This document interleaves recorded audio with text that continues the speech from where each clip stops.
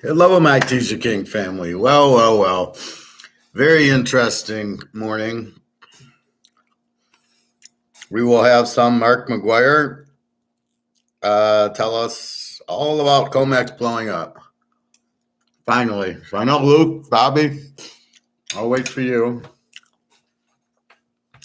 But good news there.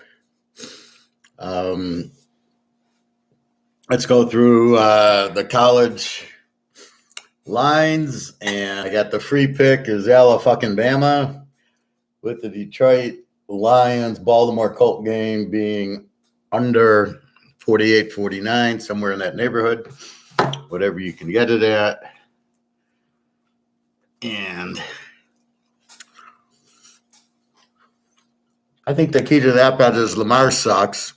Detroit's defense is geared on these running quarterbacks, and we know Goff's I give him 3 interceptions against Baltimore. This will show you the real Jared Goff this week. Anyway, so let's go through quickly the lines. Let's go through the score yesterday. Rice Tulsa was over. I gave it to you, and it did go over. Rice won 42-10. Live dog in the over. Over-under was 58, so 52, and that's exactly where it hit. James Madison wins 20-9. Again, the A team beating the over team. So the defense takes care of the over team. So if you got a good defense, that's why it's hard to play A against A. If you go over, if you go under, you don't know if the defense is going to kill it or the offense will. That's very good. Hi, morning, Titus. Hey, you can be here front and center. You can be left and right. Any way you want, Titus. All right, so let's talk. Let's go through the lines first. And then we're going to go through the good news on Comex and gold and everything like that. And I think we have I think January is the latest it'll go through the roof. To make sure your spouse for Christmas or your kids get you gold for Christmas while they can still afford it. All right.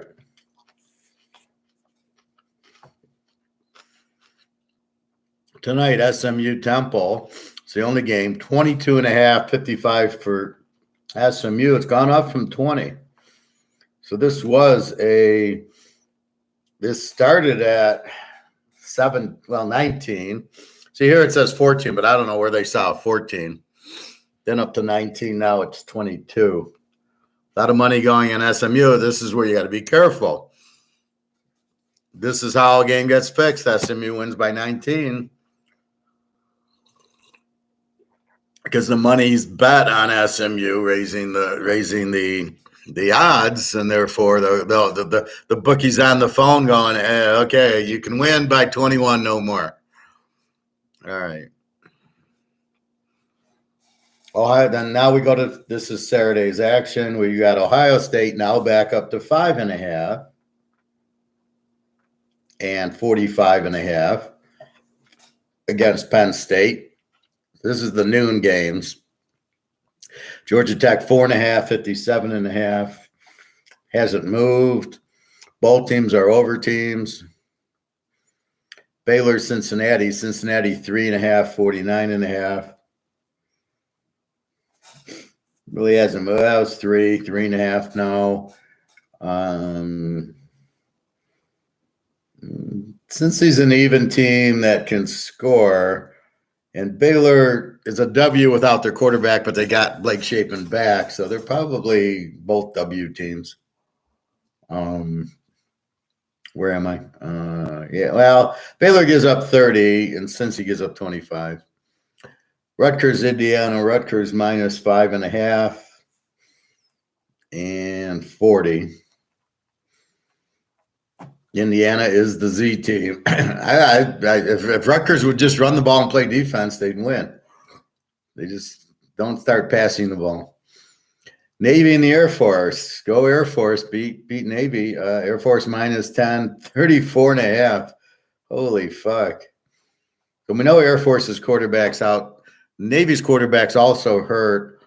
But in this situation, I'm sure they have 3 or 4 guys that can play quarterback. They're just different skill sets.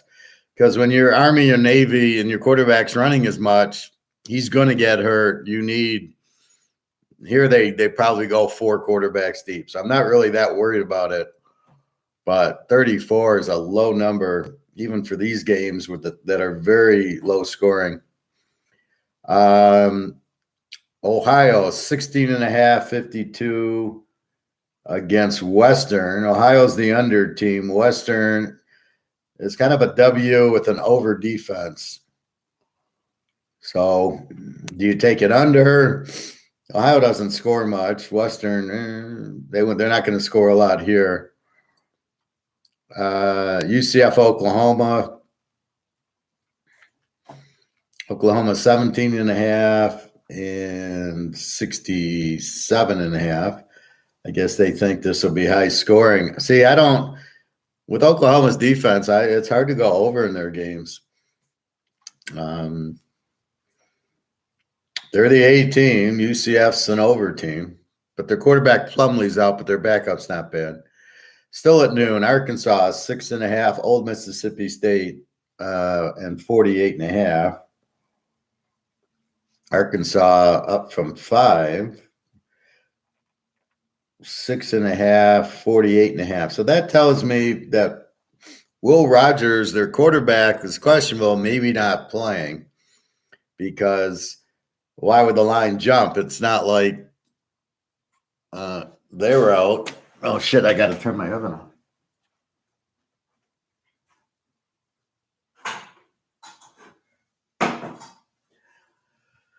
I heard a noise and I saw the light still on in my stove. I had made coffee and I dump it into a pot with my ginger, and then normally I turn off the stove, but I didn't. But at least I could hear the noise. I'm like, did I leave something on? And I could see the light was still on the stove. Anyway, no harm, no foul. So Arkansas, we'll have to check that injury. We'll go through injuries. Memphis 6.5, 61.5. We're still on noon games. Memphis 6.5 down to 61 from 63. 6.5. Memphis is playing UAB.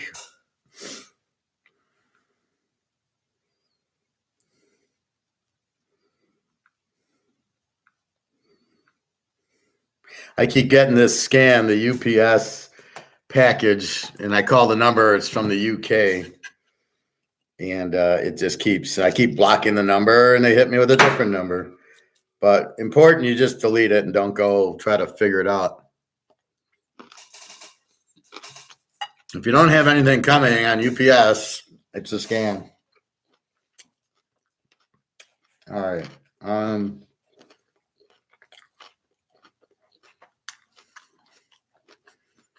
So Memphis 6.5, 61. UAB is an over team. Memphis is actually an A team, but they give up 23. UAB gives up 36. It's a tough game to call. Is Memphis that strong? And then this is where we got to look at it a little closer. Okay, those are all your noon games. Can you believe? So Georgia Tech, BC, they're both theoretically over teams. Although we saw Bowling Green kill Georgia Tech, and then we saw Miami only put up 20 on them in a fixed game. Here, they're 4.5, 58. BC's been scoring. Their defense is 32. 2 weak defenses, but you just got to question the whole thing. after the Miami game that this is just totally fixed. So you gotta be careful with this.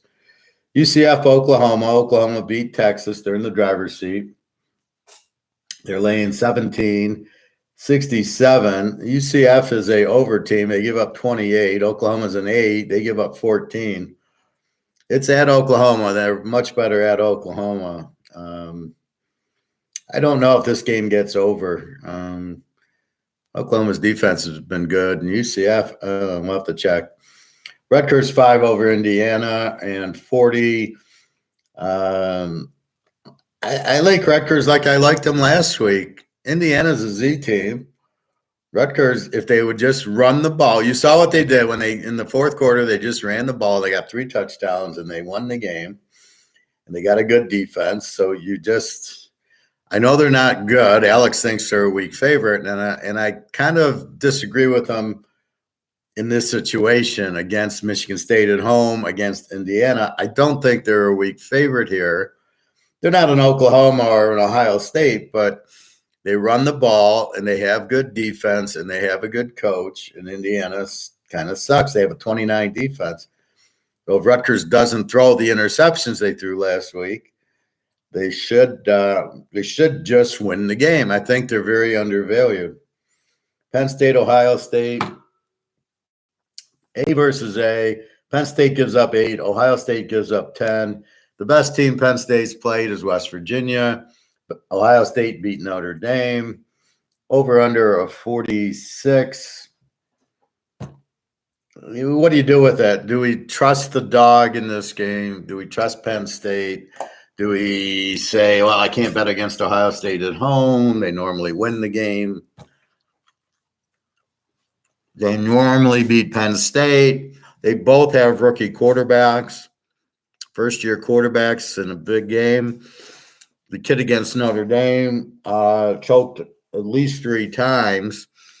4th and goal at the 1, he didn't get out of the play. 4th and goal at the 10, he didn't get out of the play. However, he got him down to the 1 and the 10. He's got the receivers. Head coach goes to Ohio State. Quarterback, it's a draw. Neither of them are any good. Penn State's is okay, but he's a freshman. And the same with I'm sure they're good high school quarterbacks. Are they good college? Like, is Penn State going to come in here and win the game? The only way you can take Penn State is you think they're going to come in and win the game. If you think they can win the game, you can bet them. I thought Oregon could beat Washington, and they should have. And I thought Oklahoma could beat Texas, and they did. So the only way you can take the dog in these games is if they've got to be able to win the game. I'm not sure Penn State can win the game at Ohio State. So then it becomes, well, we'll keep it close. Can they stay within 11? I don't want to bet that way. If they can't win it, I don't want to bet on them. That leads you to over under, and I almost think it's an over. I don't know. It's an 8 and a 10 defense, but 40 points is so low. Penn State's a much weaker team on the road. Ohio State had a couple of good games, and then again but even the Notre Dame game, 17-14-31. They had the ball at the 10 and the 1. So if they get 2 more touchdowns, it's 38-45. We hit the over that we picked. Here, all you need is 40. So 31, give them one of the touchdowns is 38. Maybe they kick a field goal. I don't think it's difficult for these kind of offenses to get to 40. I think that's really a low number here with the starting quarterbacks and Marvin Harrison and the Penn State offense. I think 40 is a really low number because because if you go into who Penn State beat, West Virginia, did they beat Maryland? Who are they actually beating? This is the problem I have with Michigan. They played 7 games. They haven't played anybody who's got any talent. The best team they played is UNLV. No, Rutgers. I'll give Rutgers as the best team Michigan played. They beat them 31-7. So it becomes where, They beat Iowa 31-0 at home. So they put up 31 on Iowa. If we walk through this, they should be able to score on Ohio State. And then we use the Notre Dame game for Ohio State. They put up, they won 17-14, but two more drives, a drive to the 1, a drive to the 10 is 31, 31, 31. You could get a 50-point game here. And it's so low. If you were to pick a score, you'd probably pick 24-20 or something. You'd probably be at least in the 40s. And in the teaser here, this 46 comes down to 40. And I just think I get that they got low defenses, but Penn State haven't played an Ohio State type of offense. West Virginia's not really. And then Ohio State did play a Notre Dame and held them pretty good. So that scares me about taking Penn State is Ohio State holding Hartman down and Notre Dame 17-14. Although Notre Dame had terrible play calling. And so they've each got more games than that. I wouldn't be surprised to see a little bit more scoring than 40 points. I mean, that's ridiculous. 40 points. Now, we know Ohio State's got a good defense. We're not questioning them. I mean, they both have good defenses, but at what point? Look at the Michigan TCU game. Michigan had like a 10 defense, and TCU put up 50 points on them. So it's not like it's a lot of who and what style. So I think in this game, I think they're going to go for fourth down. I think they both want to win the game. I just think it's an over 40. Western Michigan, Ohio. Ohio is the under team. 13 defense. Western's a 36 defense with a W offense. They don't score much. Ohio doesn't score. Ohio played Iowa State 10-7, right? And they won the game. This is clearly an under to me with Ohio. I just think they smother. I don't think they can score that much, but I think they smother Western, and they'll shut them down. Arkansas, Mississippi State, we got to look at the injury. If Rodgers is out,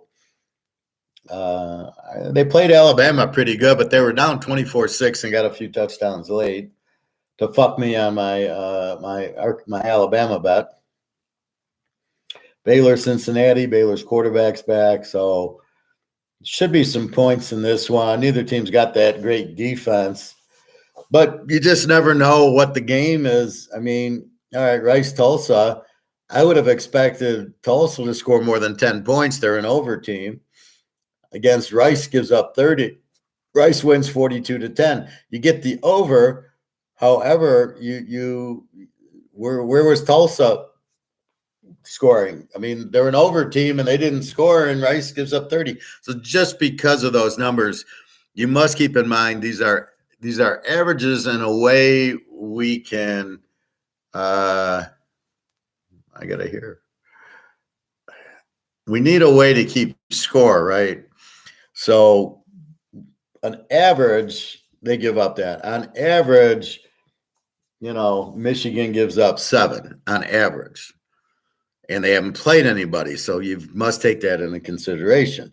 Michigan State is an even team. They switched quarterbacks last week against Rutgers. The Kim was no good, so we'll have to see. They'll probably keep the new quarterback out there. We'll get to Michigan State in a minute. But, we just go down the list. Air Force, Navy, traditionally a low-scoring game. They both run that option. But since they both run it, their defenses can defense it. And that's the most important lesson I learned at poker, sitting next to Harbaugh's roommate. And he goes, yeah, but if you just learn what they do, that's why Army Navy's always 10-7, because they can practice against that offense.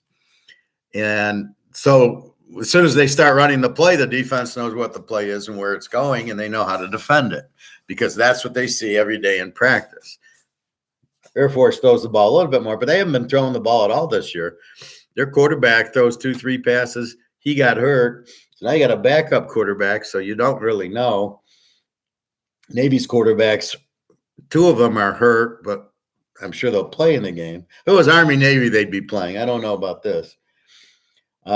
So should be under, but it's so fucking low at 34. It's really hard to go under 40, but I can't see taking Air Force in 10. I mean, not that, but Air Force has the better team. They're the A team, the better defense. Navy doesn't score. So I could see this being low scoring, but at what point do you pull the trigger? 40, yeah, we go under 46. 34, it's such a low. Does that make sense? All right, let's go to the 2:00 games. East Car 6.5, 40.5 to Charlotte. Both teams suck. Both teams can score. Both teams give up 25, 26 points each. Who the hell knows? They're both North Carolina teams, so I don't know what to do here. They don't have great defenses and they don't have great offenses. So W against W. This normally goes over, but the defenses aren't that bad. So I can see like a 17-10 game here somewhere. Maybe, I don't know. I really don't have an opinion other than they're both W teams. And what do you take? You want to take Charlotte and 12.5? Maybe. I don't know. I don't love it. Georgia Southern 16.5, 59.5. Let's see. Okay. Really hasn't changed. Georgia Southern's the A team, give up 23. Lou Monroe's the Z team, give up 32. Georgia Southern, well coached, good team. Should pound them pretty good, I think. Georgia State, Georgia Southern, when they're at home, you can maybe count on them more. Again, bet against the Z team and Lou Monroe. Bowling Green, 7.5, 37.5 to Akron. Bowling Green's a W team, and Akron's the Z team. Akron gives up 28 a game. Bowling Green gives up 27 a game. The quarterback from Akron's been out all year, Irons. Their backup's not very good. Bowling Green at home, 7. Bowling Green did beat Georgia Tech. They beat them 34-27 or something like that. I think at home, Bowling Green should be able to beat them. Their defenses are 28 and 27.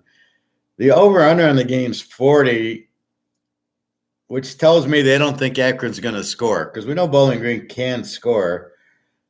And if they can't, so I kind of like Bowling Green here, giving 1.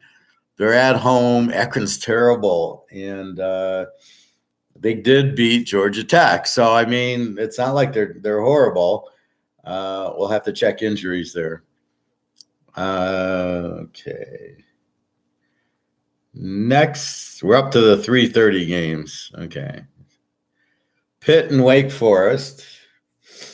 We got Wake 1.5, 45.5, down from 47. I'll call it 46. They're both these.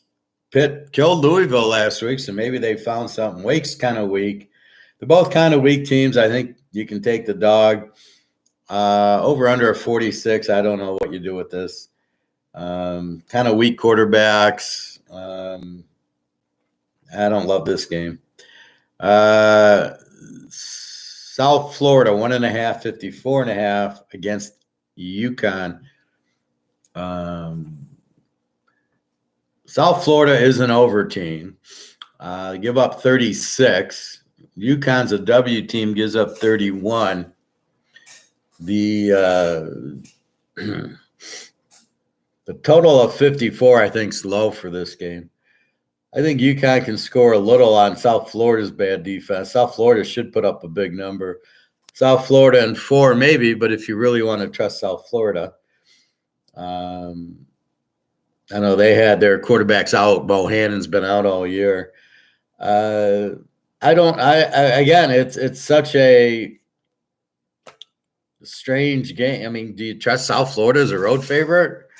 You can't trust UConn. So then you go over and under. Well, with the 36 and the 31 defense, I don't know how you go under in the game. This is where they will find a way to score some points because the defenses are so bad. So I kind of like over 48, but you know, you usually need quarterbacks who can play to go over on a game. Oak State, West Virginia. Now here's a game I like. West Virginia is 3.5 and 49.5. Oak State got Alan Bowman, a new quarterback. He was from Texas Tech. He must have been injured or something. Beats Kansas State, which you don't beat them often, and then he beats Kansas. He puts up over 35 on both teams. West Virginia's been scoring a little bit more. They're laying 3.5. I like Oak State in the 9.5 after the Kansas games. Over under of only 50. I like the over 44. So this is like a double. Very live dog with Oak State. Like I said, this is what you learn as you go. So Oak State's doing nothing, and all of a sudden Bowman comes in. All of a sudden you beat Kansas State. Okay. Now you beat Kansas 39-32, and you're like, okay, now they're playing better, but Vegas hasn't caught on. They're making him a dog, 3.5. I don't think they should be a dog. And a 50, they just played a 70 with Kansas. So I like this. Again, West Virginia's a 23 defense. Oak State's a 25 defense. I don't know if you look at Kansas. Well, that's what Kansas State, I think, is we haven't gotten to yet. Okay, Kansas State's a 21 defense. They put up 30-something on them. So they didn't have a problem there, so I don't think they're going to have a problem with West Virginia. And I know West Virginia's better in West Virginia than in Texas and Oklahoma, but so West Virginia might win, but I think Oak State's going to – they look really good. So here's an adjustment, right? Bowman's coming in. Beat K-State, beat Kansas. Here they go. And sort of like TCU last year. They beat Oklahoma, and then they ran the table. But we stay away from TCU this year. Their quarterback's injured. They're not as strong. They were a one-hit wonder, as was Kansas State, who was really good last year, winning everything. But not this year. But it looks like Oak State's there. We got Oklahoma, Texas. Missouri they're coming on. So you keep an eye on who's starting to play well. And so Oak State's a nice little, they shouldn't be the dog, is the dog. Ball State Central, we're still at the 3:30 time frame. Central's 4.5, 40.5. It hasn't changed. Central's a W team, although I thought they'd be a better offense. They got that good coach who's an offensive coach. Ball State's the Z team. They both give up 31. So Central's not scoring the way they should. They did play Notre Dame pretty good. They got 17 on Notre Dame, which looked pretty fucking good. Ohio State, that's all they could get on them. So I think you look at that. I don't see how Ball State wins this game, but I've seen they're so bad. Let's go into this. We'll go into this game, okay? Ball State is a Z team.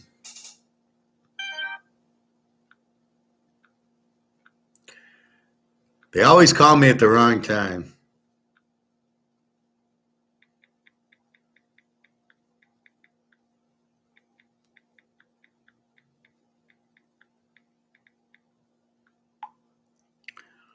I've been waiting for this call, and then guy he finally calls. I'm teaching.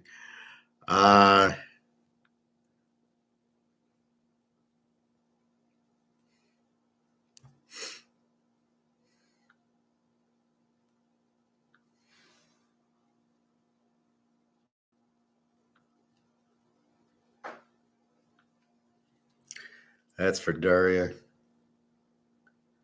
All right, so let's go inside Ball State. Why are they a Z team? They're a home dog, so let's look at them. They lost to Kentucky 44-14. Okay, they lost to Georgia 45-3. They beat Indiana State 45-7. So let's cross all three of those out. Indiana State's not even Division I. Georgia's Georgia, and Ball State's Ball State, or Kentucky's Kentucky. So let's look at the last four games. They lose to Georgia Southern 40-3. They lose to Western Michigan, who we just said is a W team, 42-24. They lose to Eastern Michigan, and Eastern Michigan's an under team, 24-10. And then they lose to Toledo, who's a pretty good team, 13-6. So they've scored 24 points once against Western, who Western is a 36 defense. So against a 36 defense, they scored 24. They gave up 42. So basically the last four games, 43, they scored 10 points and they give up 40, 80, 100, 120 divided by 430. So they're a 10-30. So they're a Z team in conference, right? So you throw out the Georgia game because, of course, they're going to get killed by Georgia. But it really probably doesn't skew them that much because they lost 45-3, in which case they would have lost. They gave up 40 to Georgia Southern and 42 to Western. The game that really skews them is the Indiana State. They won 45-7. You throw that out, they haven't, the most they've done is 24 against Western. And the 7, they really haven't held anybody to 7. So they're really a bad team, Ball State. So let's look at Central. Can Central go on the road and get the W because it's laying 4.5? All you need is a win. So we got Central. Central's 4-3, and they played at Notre Dame. So not like they haven't played on the road. They lose to Michigan State 31-7. New Hampshire we throw out. Notre Dame 41-17. Okay. They beat Southern Alabama at Southern Alabama, which is very impressive, 34-30. They win at Eastern Michigan 26-23. They lose at Buffalo 37-13, who's more of a passing team. And then they beat Akron 17-10. And Akron's a Z team. So at home against Akron 17-10, but it was maybe raining last week, right? So the game that bothers you is the Buffalo game, but they're a good passing attack. So if I go in, I'm going to go into my fancy-dancy spreadsheet, which I've now added the quarterback stats to it. All right, so let's go to the MAC. And, okay, Central Michigan. They scored 23, give up 30. So they're probably more of an even. Jace Bowers, the quarterback, 4 touchdowns, 6 picks. They throw for 192. They run for 144. So they do have a running attack. We're playing Ball State. Ball State scores 15 a game, gives up 30. Keep in mind that's with the Georgia game. But as we said, pretty much it's all the same. So we can probably keep Georgia in there because it's not out of the realm of what they did with Georgia Southern and the other one. Caden Simonza is their quarterback. 3 touchdowns, 5 picks. So you're not getting any help from the quarterbacks here. They throw for 168 and they run for 120. This is a team that doesn't get 300 yards a game, going against a team that gets 330. Again, this is the MAC, but again, keep in mind what you have here is the Georgia game, right? That's what keeps the stats down because we can't throw that. So in the yards, that's being told in. So give them another 30 yards because Georgia probably, getting a first down against Georgia is a big deal. So that's what you have. And so it shows you how weak Ball State really is. Central is a good offensive mind. The coach, I can't think of his name, is a good offensive coach. He was the one who was at Colorado State, and they scored a lot. Then he went to Florida and started kubayaing because he sucked there. Some of these coaches, they switch jobs to these bigger jobs. They can't handle it.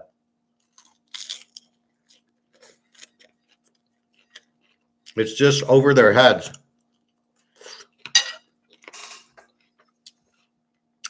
It's like Jim Schwartz, good defensive coordinator, lousy head coach.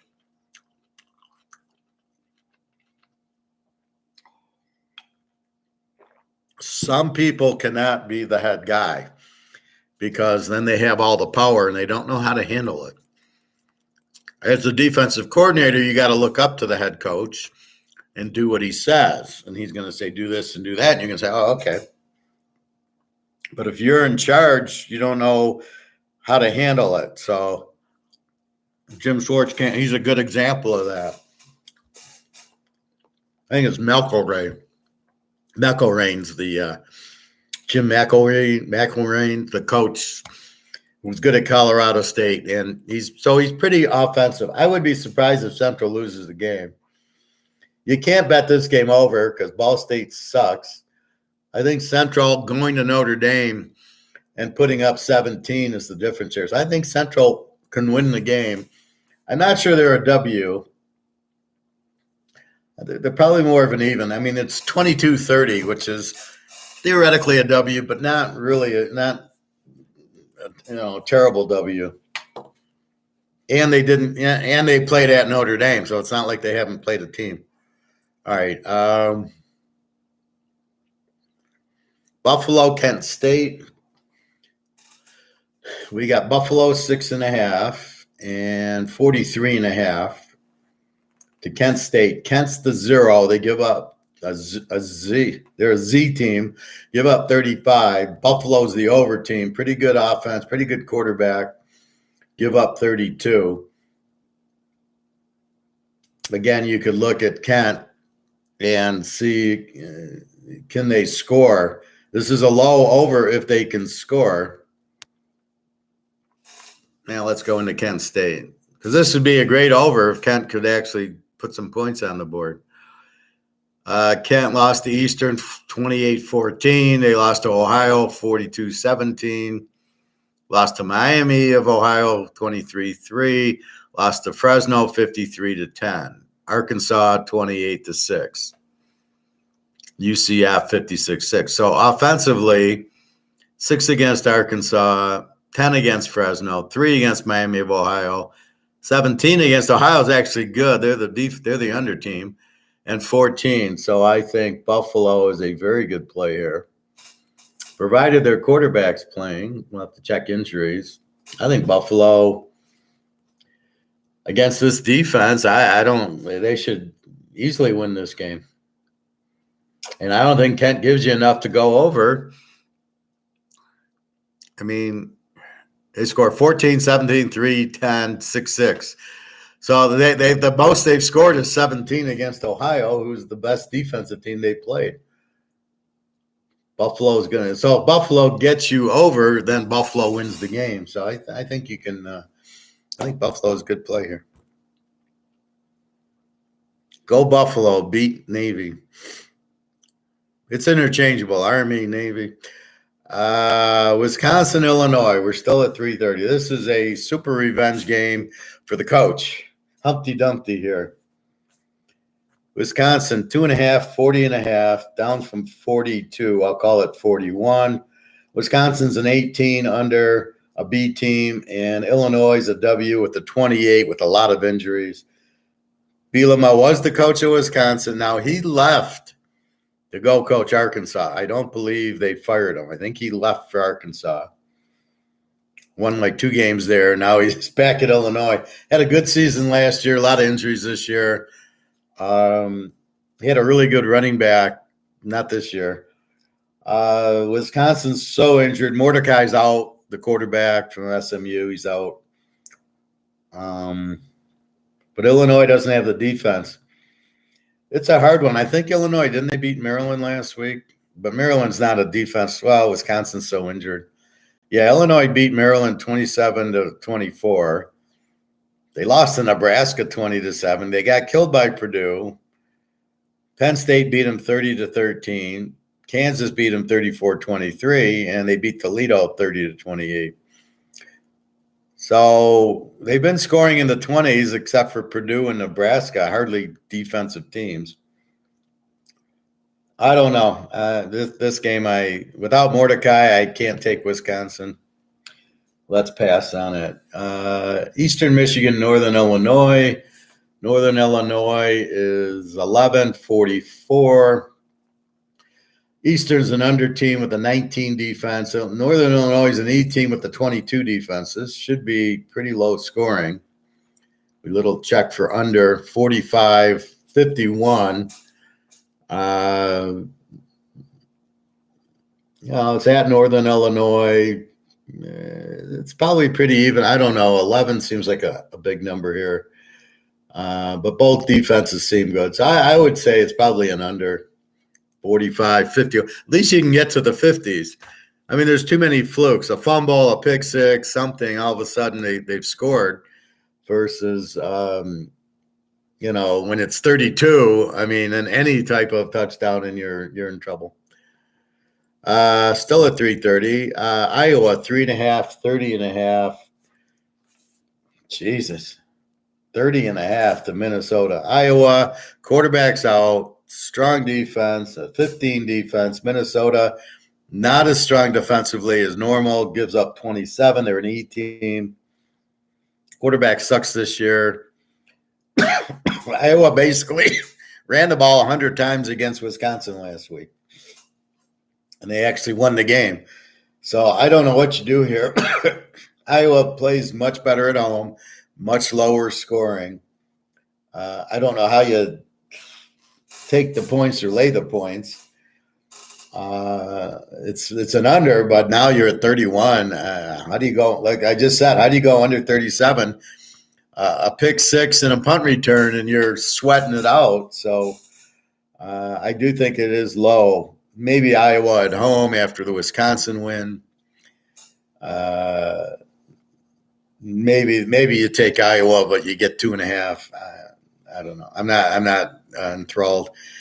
Oregon off of a loss. Oregon 19.5, 61 up from 18. 61.5. Washington State, the over team, gives up 29. Oregon, we know, is the A team, gives up 15. Gave up 36 to Washington. That's what I am saying. These teams are so explosive, like Oklahoma, Texas. Even with the 15, but look at Washington as a 20 now. They were an 18, I think, last week. They're not going to hold them low. Those aren't going to be low score. Their offenses are too good. You just can't. You're not going to shut them down. This isn't the 74 Steelers. So in this case, you got Oregon off a loss at home. Washington State got killed by Arizona at home, 41-7, 41-6. So I like Oregon off the loss. We can get them under 14. This Cameron Ward just, he's really not that good. Runs around a lot. Oregon, I think, has the running game. They're going to power them. They're going to pound them. And we saw what they did to Colorado at home. And we saw what they did to Washington. So they're going to score 45, 50 points. I would have taken this game over, but after seeing Washington State score 6 on Arizona at home, I have a hard time doing that. So I think I'll take Oregon off the loss.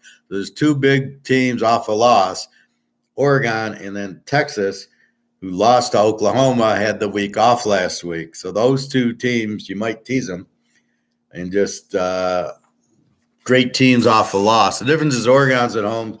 Texas is at Houston, but we'll get there. So I like Oregon.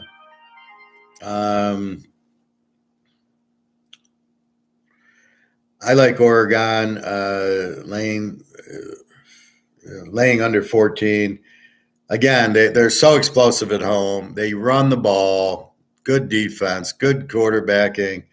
The coach is a little bit weird with these fourth down bullshits, but I think I like, I think I like Oregon off a loss. They have to win. Bama, Tennessee, revenge game here. 8.5, 47.5. It's staying at 8.5. No injuries for Alabama. I don't like the key to this game is I don't like Tennessee's quarterback. Tennessee's quarterback from Michigan. What's his name? I can see him. Anyway, he didn't look very good against A&M. They got the win, but he didn't look very good. This Alabama defense, when they turn it on, is going to be tough. They're at home, and it's revenge. Tennessee cost them the playoff last year, 52-49. There ain't no way God, I can't think of the quarterback's name. There's no way this guy's lighting them up like Hooker did, right? He's not that accurate. So I just like Alabama under a field goal at home. I know Milrose is not the greatest. He's getting better. They're calling certain plays that he's not going to throw the interceptions. He looked good at A&M. He looked good against Arkansas. So I'm not really worried about Milrose, and I only have to lay 2.5. Thank you. I mean, I'm like, okay, not a problem. And again, the Alabama defense is the key. And the fact that the Tennessee quarterback is not really that accurate. Harbaugh did a good job training him so he can throw accurate. That's probably why he never played at Michigan. He's an athlete, but he's not a good quarterback. But when you play Alabama, athletes don't do well. You need a quarterback because they're fast. So let's go Tide. Nebraska with Heinrich Himmler as quarterback. 11.5, 40.5. Also a 3:30 game. It's crazy how it's noon, it's 3:30, it's 7 or 7:30. It's just crazy the way they kind of make all the games the same time. And there's a few 2 o'clocks and a few 4 o'clocks, but it's so stupid. Nebraska, 11.5, 40.5. All right. Against Northwestern switch quarterbacks to Bryant. Coach gets fired, bringing a new one. He's throwing the ball 50 times a game. There are probably a lot of short passes, maybe some intermediates. They are scoring a little bit. They give up 27. Nebraska's gone to Heinrich Himmler, who's a little bit better than Sims. They're an under team. They give up 21. The spread seems high, 11.5. I mean, I don't know where Nebraska's 11.5. I kind of like Northwestern in 17.5. As far as over under, I think I like the game over too. I think Himmler can score, and Northwestern can definitely score on this team. Michigan beat them 38-7. So, it was like 50-7. I don't see Nebraska with this great defense. So I think this is an over 41, 35, and Northwestern's throwing 50 passes a game. Yeah, I think I like it that way. Missouri, 7.5, 59 to South Carolina. Missouri, 7.5, 50. Okay, that line hasn't moved. South Carolina's an over team giving up 31. Missouri's a B team. Their quarterback Cook has been really strong. They've been scoring a lot lately. They had that big high-scoring game with LSU. Everybody seems to do that. Missouri's defense isn't great. They give 25. I like Missouri here. I like the game over here. I think they score, but neither defense is good. I like Missouri because South Carolina gives up 31, and I'm not a Rattler fan, but also over because that Missouri does score a lot, and Rattler will score something. 53 in Missouri game I like. Let's see. We're still at 3:30. North Texas and Tulane. Tulane's excellent. They're an A team. They got their quarterback back, Bryn. Tulane 20.5, 63.5.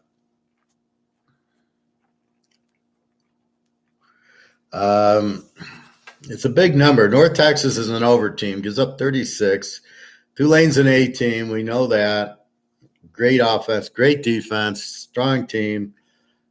What do you do with the North Texas offense? This is where it's hard. Okay, we cut it to 14, but North Texas can score. We have a 18 defense, but as we've seen, a real good offense is going to score on you. Only a defense like San Francisco can shut you down, or Kansas City this year, Phillies last year, Baltimore once in a while, Pittsburgh's. Those type of defenses can shut you down a little bit, but the NFL's offenses are so weak. So I kind of like I don't know what I like in here. Tulane being the A team, but I think they get over. The over-under here is 63. They're expecting North Texas to score, which makes it hard to lay 14 with Tulane. I think all you can really do is go over and hope Tulane puts a 40 up and North Texas gets a 20 up. I think that's probably it. So it's probably an over, I see. The numbers aren't good really to play the game. 4 o'clock, Toledo, 2.5, 47.5. This is down from 50. I'll call it 48. We got 18 versus 18, 20 defense, Toledo, 19 defense, Miami. Miami is an excellent team, good quarterback. They both run the ball, both play defense. Here's a tease the dog, especially a home dog. So Miami's a really good team. I mean, they're both A's, and that's how you got in this league are these two teams. Maybe Northern Illinois, but this is for the championship. And again, it's at Miami of Ohio. I would not be surprised Miami of Ohio gets the W. Again, it's dead even, so I think you take the dog here. Texas, Houston. Texas off of the loss, lane 22 and a 60. Does Texas blow out Houston? I don't like their quarterback, Houston's. I think it's Devontae Smith or something like that. Texas has a 16 defense. They run the ball down your throat. They're extremely good offensively. I like their quarterback. Coming off the loss to Oklahoma, where they put up 30 points on Oklahoma. Houston's over, give up 31. Over under a 61. Do you want to lay 16 or do you want to go over 55? Those are your choices. I can't take Houston in 28. Maybe you could. And then I don't see going under in this game. 61 under 67. Texas can just roll them and they can score a lot. So I think over 55 is better. Again, Texas off of the loss to Oklahoma. And again, putting 30 up on Oklahoma is going to be like putting 50 up here. I mean, Oklahoma's got a very strong defense. So Texas showed you they're balanced. They got the running. They got the quarterback. And it's funny, everybody thought, Manning will be playing by now. He hasn't even seen the field. Ewing looks very good. So I don't know what to say. Houston can score and has no defense. So I think Texas lights it up here. I think you might go over. It's just like the other game. It's just like what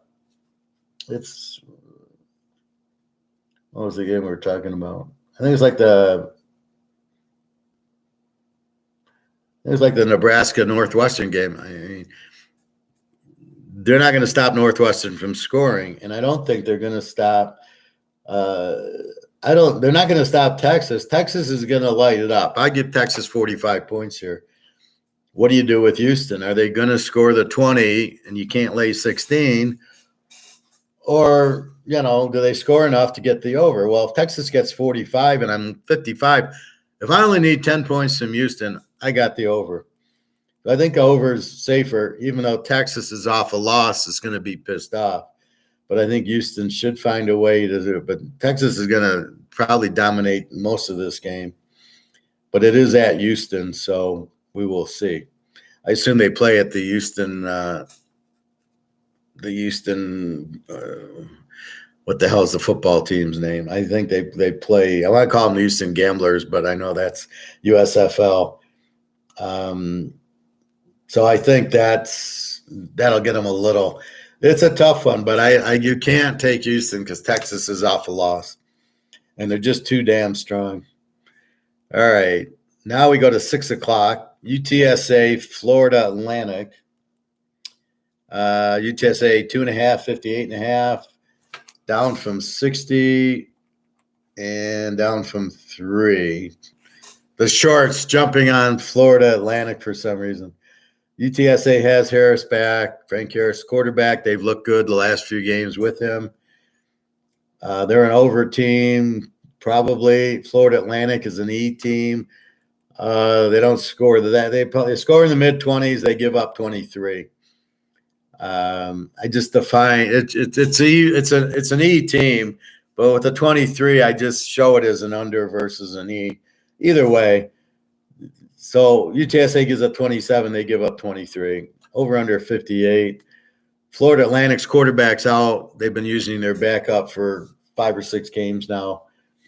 So they're not that strong of a team, Florida Atlantic. UTSA with Harris is much better. I like UTSA plus 3.5, I think. You get them over a field goal with Frank Harris. I think that's probably the way to bet this game. Hawaii, New Mexico. We've got 6 o'clock. We've got it in New Mexico. Hawaii's got to travel. Hawaii, 1.5, 60.5. Hasn't really moved. Hawaii's really an over team. They're a W, but they played some hard games. Let's call them an over. They should score 28 points here. New Mexico is an over team. Hawaii gives up 36. New Mexico gives up 35. And the over-under is only 59. This is definitely an overplay. This is the overplay we look for. Over team versus over team. A lot of scoring, no defense. Perfect. Virginia, North Carolina. This is 6:30. North Carolina, 23-56. North Carolina is the A team. They just beat Miami by 10. Virginia is terrible. They're a W team. They give up 32. North Carolina should have a field day with Drake May, who's starting to get some touchdowns. They need the game. 23 is kind of a big number, but Virginia doesn't score much. Plus, they give up 32, and North Carolina only gives up 21. So I think that North Carolina is a good play here. App State, 6.5, 54.5. App State. 6.5, 54. That number hasn't changed. App State's the over team. They give up 30. They score 30. Old D scores about 24, gives up 26. Probably a pretty good over game because I think they'll be able to score on App State. App State can light it up, as we've seen. Or do we want App State -1? But if Old D can't score, we would do it. But with App State's defense of a 30, I think you can go. Let's go into Old D. Let's see what we can do here.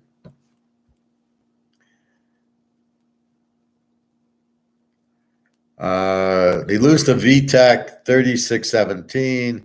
Beat Lou Lafayette 38-31. Lose to Wake 27-24. I don't know if this is Texas. Did they beat Texas A&M 10-9? It says Tex AMC. I don't know what that means. They lose to Marshall 41-35, and then they beat Southern Miss 17-13. So they got 38 on Lafayette, 24 on Wake, 35 on Marshall, 17 on Southern Miss, but they win the game. See, I think Old D's live here then. I think they can score in the 30s. Yeah, over 54, I think it gets there, absolutely. Because App State's got a 30 defense. Yeah, I like this game over. Texas Tech, BYU. Tech's quarterback, they're having problem. Their starter's out and their backup is doubtful. They're laying 2.5, so I think he's not playing. 50 against BYU. So this is actually a conference game now against BYU. BYU's an even team giving up 26. Texas Tech is a B team giving up 25. We have to check the status of the quarterbacks. Slovis is playing for BYU, but Texas Tech's, I think it's Morton. I think he's out or questionable.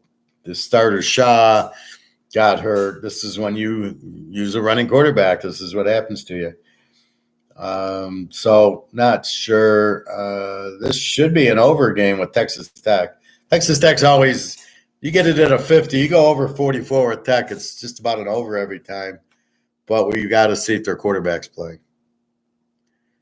Vegas, Colorado State. Vegas 7.5 and 62.5. Again, it's Colorado State over with the 35 defense, Vegas over with the 27 defense. You know what to do with that. Utah State, San Jose State, same game. San Jose State 4.5, 66. Utah State's over with the 33 defense. San Jose State's over with the 32 and a good quarterback, Corbero. Both those games go over. Coastal Carolina, we're still at 7 o'clock, 10.5, 59.5. Coastal Car, 10.5, 59.5, down from 61. Arc State's the Z. Well, we got them as a W team. They give up 37 a game. Coastal Carolina's a B team, give up 23. They've struggled this year because their coach went to Liberty, and they got the new coach who doesn't know how to use McCall very well. So they're not as strong as they should be. So it's a very difficult one. Maybe you take Coastal Carolina. Figuring Arkansas State's so bad and they give up 37 that they should be able to put some points up. TCU and Kansas State. Kansas State's 6.5, 59.5. Kansas State's an A team giving up 21. TCU's a B team giving up 20, which basically means K-State probably scores 31. TCU probably scores 28. So really not any difference. Kansas State at home is very good. TCU, the quarterback's injured now. Their backup's not too bad. I think K-State at home wins the game. I think you can take them even. Hard to say what's going on with TCU this year. They still have Sonny Dykes, very good offensive coach, explosive. Maybe you go over 53. That could get there too. Ole Miss Auburn. We've got Ole Miss 755. Really hasn't changed. Ole Miss is an A team, give up 24. Auburn's an E team, gives up 23. Ole Miss can light it up. The question is, Auburn really doesn't. I like Ole Miss here laying the 1. I just don't think Auburn's got the offense.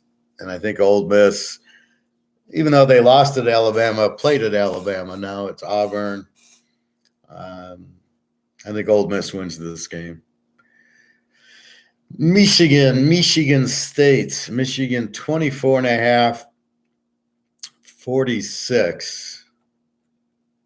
This under has been creeping from, well, see, I don't buy this. The opening line supposedly was 1957, and now it's 24.45. Are you saying it went from 57 to 45? I got a hard time believing that 57 was out for more than 5 seconds. But I'll tell you, I think that's where the number should be.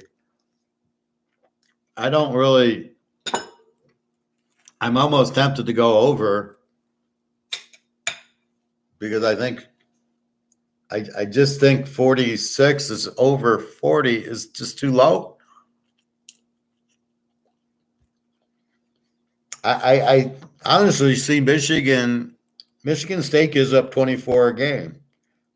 So Michigan State's like 24 offense, 24 defense. Michigan's an A team, so they score 35, 40 points and gives up 7. I honestly don't see how Michigan doesn't score 40 here. Michigan State's defense isn't that good. If anything, they're going to go for it on fourth down a lot. Fake punt, fake field goal, onside kicks. If anything, I see this game being a little bit higher scoring, but I don't see why Michigan's not going to put up 40 points. And all I got to do is get to 40. And State doesn't have this. They don't have Bubba Smith there anymore. I mean, they don't have that defense.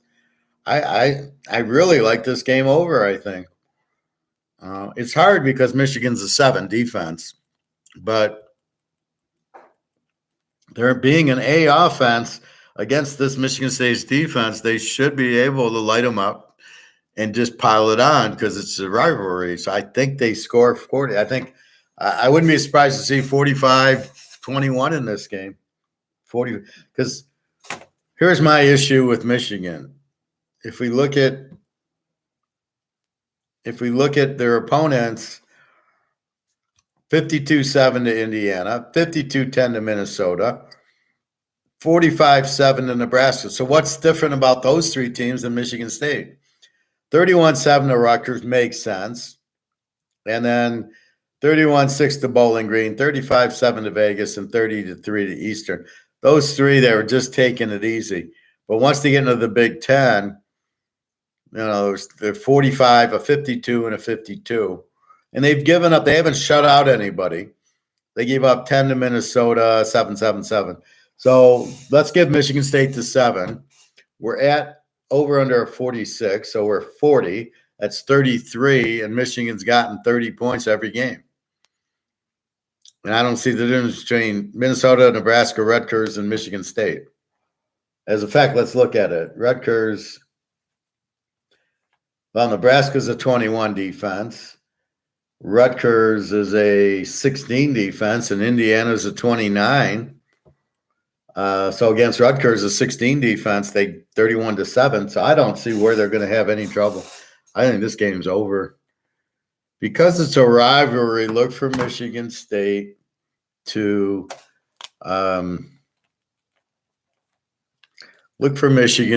do everything, right? Onside kick, everything, which will either give Michigan the ball at the 10-yard line or State drives down, double reverses, they'll do everything. Fourth down, they'll just keep going.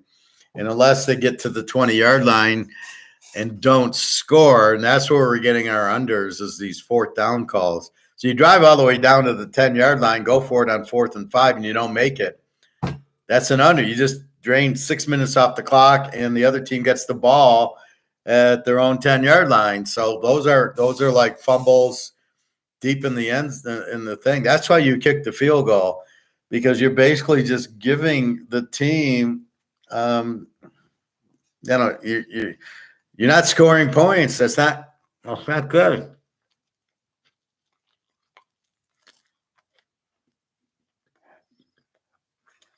When you get down there, you've got to score. It's momentum. It's like we drove down, we got a field goal out of it. Okay, we wanted a touchdown, but if you drive down and get nothing and go for it on 4th down and get nothing, this is why scoring's down in the NFL. All this stupid 4th down shit. You're not getting your points. Instead of an easy field goal, look at the Jets-Philly game. The Jets just played somebody. I think it was Denver, and they got like 6 field goals, right? We got down there, kicked the field goal. We've got the defense, and they literally, I think, kicked 6 field goals and got a touchdown, and it was the Denver game. That's what how else did the Jets get 31 points? They didn't score an offensive touchdown. But that's what you do. Otherwise, you give up momentum. When you don't score and you just leave the ball there, what do you think Oregon did at half? They had the ball at the 5, 4th and 5. 10 seconds left. Instead of kicking the field goal and get the momentum for half, they go for it. But the coaches, for some reason, think that when they go for it, they're going to get it 100% of the time. They don't look at the net. So instead, Oregon gave all the momentum back to Washington last week, who wins the game by 3 points. The coach didn't have his head up his ass and he kicks the field goal. At the end of the game, they're tied. And then if he makes it, which he would have made it, the kicker's going to make it if he doesn't need to make it. There's no pressure, right? If I make it, we win. If I don't, it's a tie. But when you're down 3 and you have to make it, there's pressure, and the kicker couldn't handle it. So that's where I'm at with that.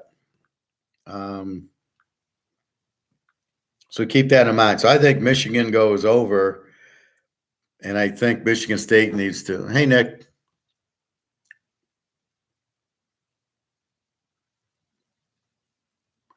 Did you see Washington State's score last week? Take a look at that.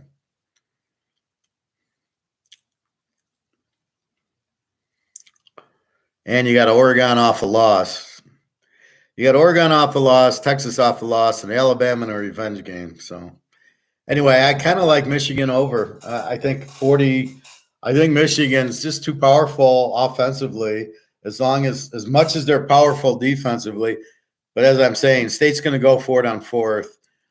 They're going to fake punt. It's a rivalry that they know that the only way they can win is to pull shit out of their ass. So look, I think this goes over for it. I don't see this as 20-10 game. Maybe I'm wrong. I mean, I didn't see the Ohio State Notre Dame game being low, although I did have the USC Notre Dame game right. I picked one right, but in this case, I just think Michigan scores 40 points, and that's all we need. And State's going to score something, I would think. I don't know. Duke and Florida State. Florida State 14.5, 49.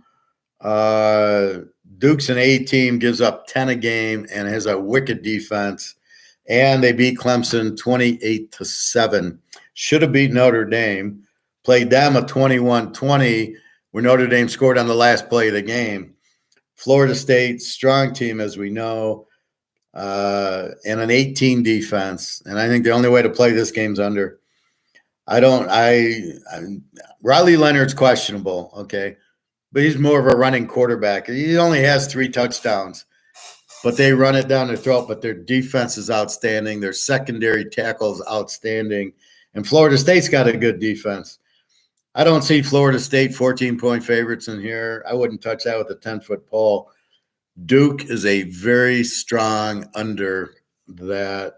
They got a Georgia defense, so that's all I can say. They don't have an offense, although they do score a lot, but this is an under 49-55 all day. It's funny is this is a 49 and the Michigan game's a 45. This should be the 45. Michigan should be the 50. So I don't understand Michigan at 45. Doesn't make sense. Bobby's LSU plays Army. LSU 31.5, 58. 31, 58. Army's quarterbacks, I think, out or questionable.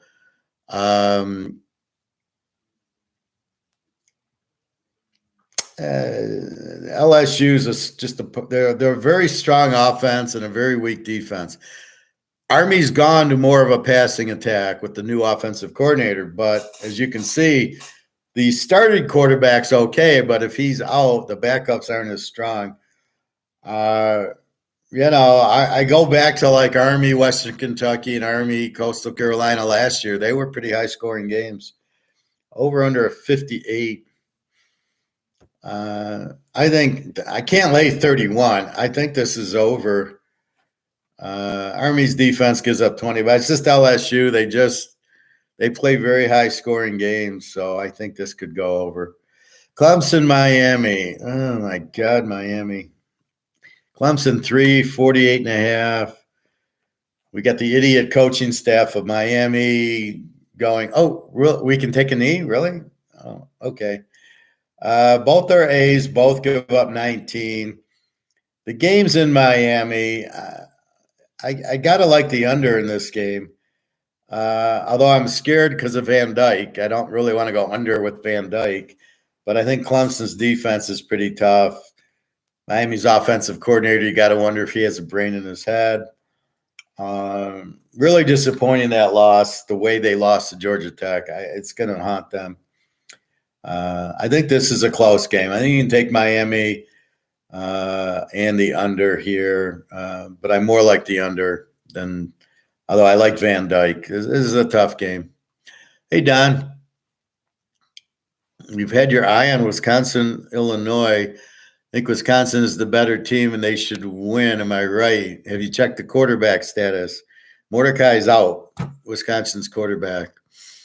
Humpty Dumpty used to coach at Wisconsin, so he's got a little revenge on his mind. Even though he left, he wants to beat him. Illinois beat Maryland last week. Wisconsin lost to Iowa without a quarterback last week. I wouldn't touch Wisconsin at Illinois. I can see Illinois easily winning this game because Humpty Dumpty used to coach there. And if you're taking a look at Bielema, he looks like Humpty Dumpty. He's got to be 350, and he's round. He's a ball. So I don't agree with you, Don. Nick, it was 41-6 Arizona last week at Washington State. So there you go. USC 753.5 to Utah. We assume Rising's not playing because the doctor is the Rams doctor. There's no way he's going to let him play this game if he's been holding him out. I would be suing if I was Utah, this doctor, because he was supposed to be ready for Florida. Oh, okay, you give him another week. This is week 8. That's 8 weeks that Rising's been ready to go. No problem at practice, not wearing a brace, not in pain. He's ready. Okay, what are we waiting for, doctor? Is it time? Is it for him to tie his shoe? What are we waiting for to see that Rising's ready? Are you checking him each game? Are you flying to Utah or wherever they're playing, checking his knee out, waiting until game time? Is that what you're doing? So this game's in LA. The doctor's got no excuse here. He'll probably be at the game because he's USC. I think this is where it all boils over for Utah. I think they're going to just shut down Williams. He got 20 on Notre Dame. He'll be lucky to get 20 on Utah. They're going to blitz the hell out of them. They are so pissed with this Rising shit. They are going to run the ball 50 times down their throat and blitz the hell out of Williams because they saw what Notre Dame did to him. Go, so if we blitz him, he sucks. So look for this game under. I love this game under 55-61 in a Utah game without Rising. With Rising, without Rising, this game will be 20-17. Where are you going to get points? Because Williams is not going to score on this defense. I'll tell you that. And Utah's going to run it down their throat. They're basically going to run 50 times. Lou Lafayette, Georgia State. Lou Lafayette 3.5, 63.5. Hasn't moved. Georgia State's a B team. Give up 24. Lou Lafayette's an over team. However, their quarterback's been out, but they're still an over team. Woolbridge, I think, is their quarterback, or Woodbridge, or something like that. Anyway, it's at Lou Lafayette. Over under is 63. You got a 24 defense against the 29 defense. Two good offenses. I think this could go over 63, and Georgia State probably a live dog in this game. Wouldn't surprise me none. Nevada, San Diego State. We got San Diego State 12.5, 47.5. Hasn't really moved. Nevada's a Z team, but it's a little bit inflected because they lost to USC 70-7, which makes their defense look a lot worse. But after looking at them, they give up 40 a game. Maybe they give up 33 a game. San Diego State's a W. They've been struggling defensively this year. They give up 31. They're just not the same team. They're giving up 13 at home. They should be able to beat Nevada. Both defenses suck, but they don't really. Well, let's go into can Nevada score on San Diego State. So we said they 66-14 to USC. So let's wipe that out. They lost to Idaho, a Division II team, 33-6. We keep that. Kansas 31-24. That was we had that locked. What happened there? Then Texas State 35-24. They lose. Fresno State 27-9, and then they lose to Vegas last week 45-27. They are scoring in the 20s. And then San Diego State's been scoring. I think this game's over. I think 47. Let's go to San Diego State.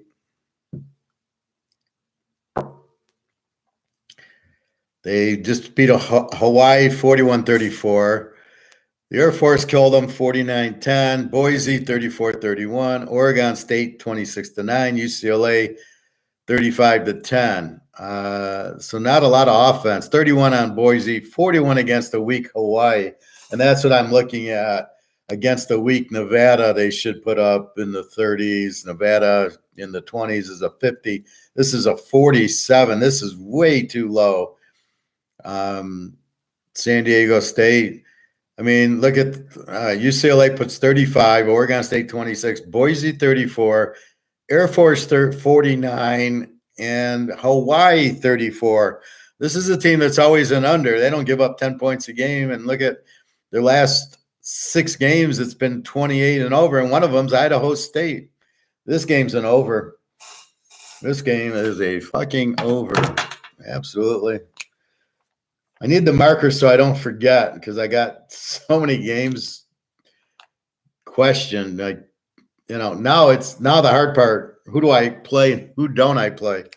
But this is a 47. Are you kidding me?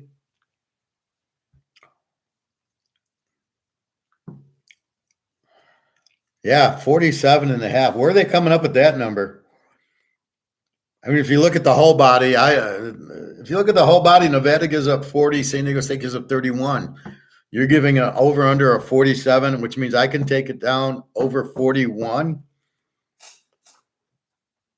And you're starting to get scoring from Nevada, and you've been getting scoring from San Diego State. So it's not like this is going to be 17-3. This game figures to be at least in the mid 50s. We got 41. Okay, Vegas fucked this line up, so we'll take advantage of it because that's what we do. 10:30 game. 2 games. We got UCLA, Stanford, Arizona State, Washington. UCLA 17, 53.5, down from 55. UCLA's the A team. They give up 16. Their quarterback's been turning the ball over a lot of 3 interceptions at Oregon State. Stanford, an over team, giving up 36. The amazing comeback against Colorado, which has no defense at all. They weren't an O team before that. They were a W team. So putting up a 49 makes them now an over. They were probably like a 22. Now they're like a 28. What do we do? Stanford changes quarterbacks, lights up Colorado in the second half. They were shut out in the first half. UCLA, very strong defense, a 16. Stanford at 36. I think UCLA lights them up. Stanford's defense is just too bad here. And if UCLA gets 29-0.5, they win the game 35-0. They will not. They're not going to give up points. The game's at Stanford. I like UCLA here. They need the game, and they're just the quarterback's getting better, but I don't think Stanford's there, and their defense sucks. So I think UCLA can score. The question is Stanford. Maybe they're starting to score. We'll see. Oh my God, Daria! Thank God.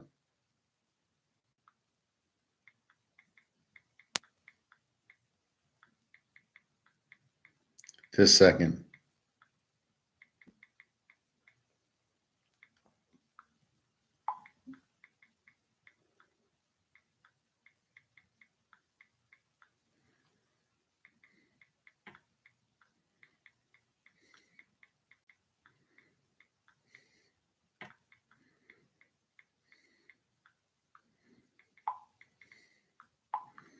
So I've been waiting to hear from Daria for like 4 days. So anyway, thank God I'm hearing from her today. She does that to me. She goes and works, doesn't text. She's in Russia, though, and they work 12-hour days. So what are you going to do?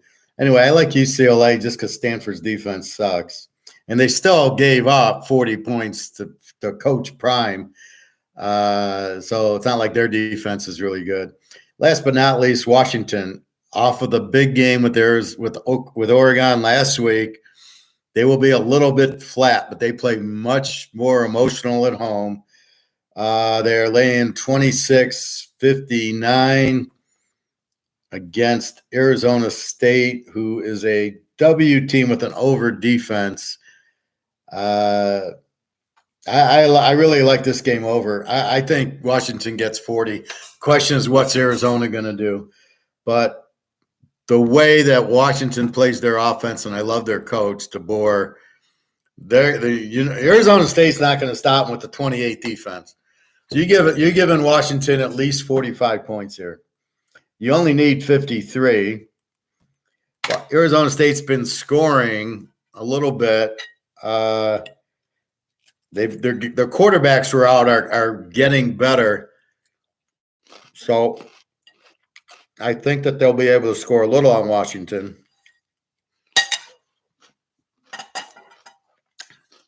26. It's a big number. Laying 20 at home. They should cover that, I think. They're a little flat from the Oregon game, but they're at home where they play extremely well. And the way Penix is, the way this coach is, they're going to score. They'll get 45. It's what does Arizona State do? Nick, telling you that doctor has been betting Utah under this whole time. Well, he better be betting them under this week. And the game's at USC, so I assume the doctor is going to be at the game. I'm not sure which sideline she'll be on, but I was talking to my friend from Utah, and I said, if I was Utah's coach, I would write a letter to the NCAA saying I got a second opinion from the University of Utah's orthopedic surgeon. He says he's fine. I'm playing him. I think there's something up with this doctor. The doctor keeps pulling this shit. Well, he might be ready, but we got to wait till game time. Let's give him no game time because maybe he'll be ready. What the fuck is he looking at? Is he going to the games? Are they doing a Skype where Rising bends his knee? I mean, what is he waiting for to game time? He's fucking the coach up because the coach in practice is giving Rising 50, 60% of the snaps, which means the backup quarterback isn't getting his snaps, which makes it all fucked. So Whittingham said, fuck you, and he's just, I'm going to run the ball down their throats and play defense. I'm not even going to consider Rising for this game because it's all last second. Why? So you're telling me you think Rising's going to play now, and then we got to wait till Saturday afternoon for the doctor 2 minutes before game time to say, nah, he can't make it? What the fuck is that? I'd be suing this doctor. So with Rising, if Rising plays, this is a lock, Utah in 13. They'll kill him. Without Rising, yeah, it's an under. And now that we've seen how to beat Caleb Williams, because Notre Dame gave us the blueprint, the difference is our defense is better than Notre Dame's. Utah is a 12. Notre Dame was a 16. And Utah has a much better coach than Notre Dame. I don't like Notre Dame's coach. He's almost as bad as Miami's coach. Oh, you mean I can take a knee, not run the ball? And the funny part of that play is, he should have taken the knee. The guy was down. The guy falls down, is on his elbow, and then they rip the ball out 10 seconds after he's down, and they called it a fumble. It was unbelievable. All right, that's the last one. So Washington, lay the 20, go over 59. I think you can probably go over the 59. And I think Washington probably gets it all for you. I mean, 53, they need 50. Arizona State's a 28 defense. The game ain't in the desert, although that was my words when Arizona played Washington State. The game's not in the desert, and Arizona killed them. But Arizona's off this week, or they're playing Northern Arizona or something. So the teams on the rise are Rutgers, are Missouri, are UCLA a little bit. We know Washington and Oregon. Clemson's looking better. Duke looks very strong defensively. We'll see if Riley Leonard's playing. TCU, Kansas State's not as strong, but Oak State is another strong. They're dog to West Virginia this week. You beat Kansas State and Kansas? Okay, I'm watching. I don't miss that. Northwestern's only 60 times a game. Iowa doesn't have their quarterback. Playing Minnesota with a 31. I've never seen a 31 over-under in my life. 31 with Iowa against Minnesota. I can go over 25. I mean, it's so tempting to go over 25 in a college game because Minnesota doesn't have a defense. Iowa does, but I can't. I'm going to shut them out maybe. Iowa's just an under team. The problem is that the Suns' coach is the offensive coordinator, really doesn't know what he's doing, so that's why they can't score.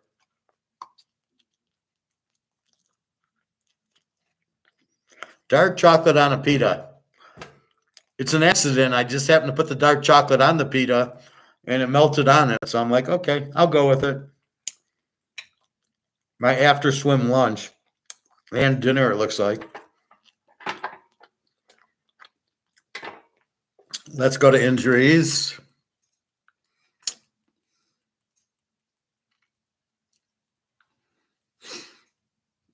And let's go to college injuries.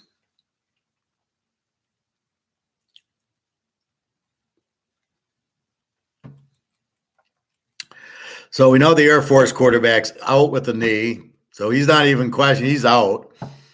Akron quarterback's been out, Irons, with the knee. Alabama's fine. Arizona's not playing, and their backup is playing fine. This is the thing. Arizona loses their quarterback for a few weeks. The backup's fine. And then some of these teams, like Utah, their backup is not good. So you still get this. Arizona State quarterback questionable. The other quarterback's early, and the other one's playing. So as long as we got one, they're not a bad offensive team. Arkansas, running back out, Sanders, otherwise just lineman. Army, Daly's questionable. Daly's the good quarterback because they went to the passing. He's questionable. I'm sure Bobby's sweating if Daly plays, and they might beat LSU. No, but they might go over if he plays. Auburn, not much. Ball State, not much. Baylor, nothing. Boise, a lot of noise. BC, nothing. Bowling Green, Baslyak, the quarterback's questionable. Bowling Green, what did we say about them? Yeah, they're laying 7 to Akron. I think we said, oh yeah, they're probably a good play because Akron sucks, but we've got to check the quarterback. So I'm gonna put in quarterback question mark. So if he plays, we might take Bowling Green lane 1 against Akron, but if he doesn't play, we can't. We don't know. We don't know this guy. How are we going to know his backup? BYU, nothing. Buffalo, pretty kill. They're a couple of running backs, but not the key one. UCF, Plumlee is questionable with a knee, but they've been using the backup. And they've got Oklahoma. Oklahoma is 18, 63. We assume Plumlee's out. Their backup's been okay. Good luck at Oklahoma, though, boys. Central Michigan, nothing. Charlotte, Cincinnati, Clemson. Now they get the big game with Miami. Question. O-lineman out. What is a UT? Was that a tackle? I've never heard a UT in my life as a position. Underside tackle. Off tackle, under tackle, I have no idea. Defensive lineman and a wide receiver, so nobody important. Colorado State, Millen, but he's been out, the quarterback. A couple of running backs, one's out, one's in. They've got 1, 2, 3 running backs out and one questionable. These teams have been getting hurt on like one position, linebackers, cornerbacks. Connecticut, their quarterback's out, but he's been out since September, so he's already been replaced. Duke, Riley Leonard, questionable Saturday with an ankle. We hope he plays, but we're looking for a low score there. East Car, nothing. Eastern Michigan, nothing. Florida's not playing. Florida Atlantic. Casey Thompson's out for the season since September, so the backup's been playing. Florida State, nothing really. Fresno State, Mikey Keene, but I don't think they're playing. He hurt his leg. He's questionable. Georgia's off. Georgia Southern, nothing. Georgia State, nothing really. Georgia Tech, the whole state of Georgia. Running back, a couple of receivers out. Hawaii, they don't have any players to worry about. A linebacker out. A tight end out. So, and they've been out since September, so really nothing. Houston, 3 wide receivers, 2 are questionable. Illinois, the whole team's out. 4 questionable, 5 questionables, and 5 outs. The outs are 2 defensive backs, 2 running backs, and a linebacker, and this is why they're struggling defensively. The other linebacker's questionable. 2 other running backs are questionable. So this is the problem with Illinois, and their quarterback sucks. So big problems there. Indiana, who do they play? Rutgers, my Rutgers team. Indiana, 2 running backs questionable. Defensive back and a lineman. And then out, a wide receiver, a quarterback, D. Williams. I don't know. He's been out since August. Nothing important. Iowa, we know McNamara's out. Here's Iowa's problem. They lost 2 wide receivers, 2 quarterbacks, a tight end are out for the year, and then another tight end's out for the year. So they just don't have – all their wide receivers are hurt, and they don't have McNamara, so it makes it – that's why they don't score. Iowa State's healthy. Kansas – Daniels is questionable with the back. They don't even play this week, but I like Bean. He's much better. K-State's pretty healthy. Liberty already played. Lou Tech, LSU. Bobby Bowe's questionable with his lower back. Probable out. Cornerback out. Running back out. Safety out. Cornerback out. So they got 3 secondary guys out. Are they starters? We don't know. We're not taking the time to look, but still 3 of your defensive backs are out. L-Tech.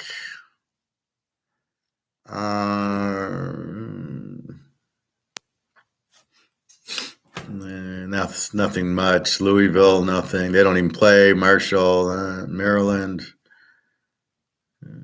See, Maryland's got 1, 2, 3, 4, 5, 6, 7. They got 8 guys out, but I don't think they play this week.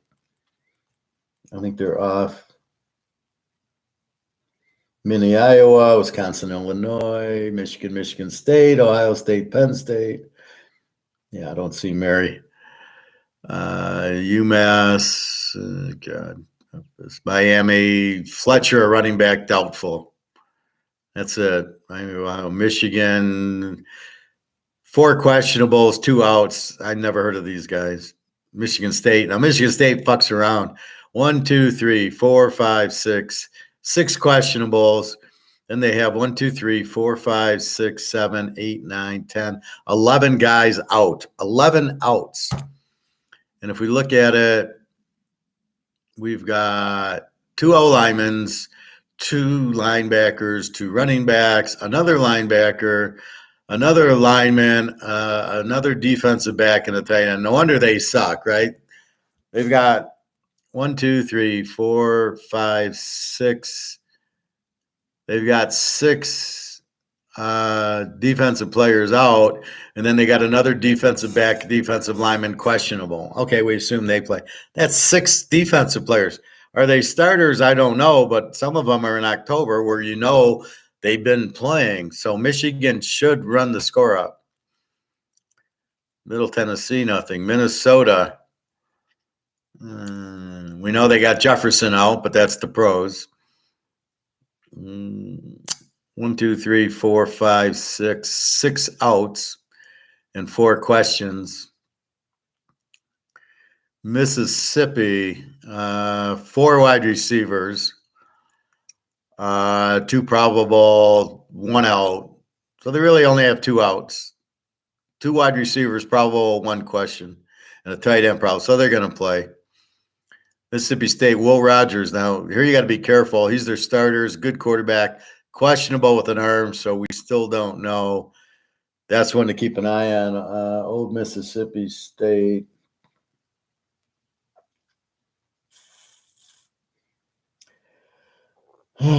Where the hell are they? I know I pointed them out. I think they're here. Yeah, they're playing Arkansas. So without Rodgers, with Rodgers, maybe you go over, but the line went from 50 to 48, and it went to 6.5. So he's probably out. Then you can take Arkansas and take my man Jefferson. Missouri, Cook, their quarterback. He's a very good one. He's probable with an undisclosed, so that's good news. Houston, a wide receiver out. A couple of running backs out.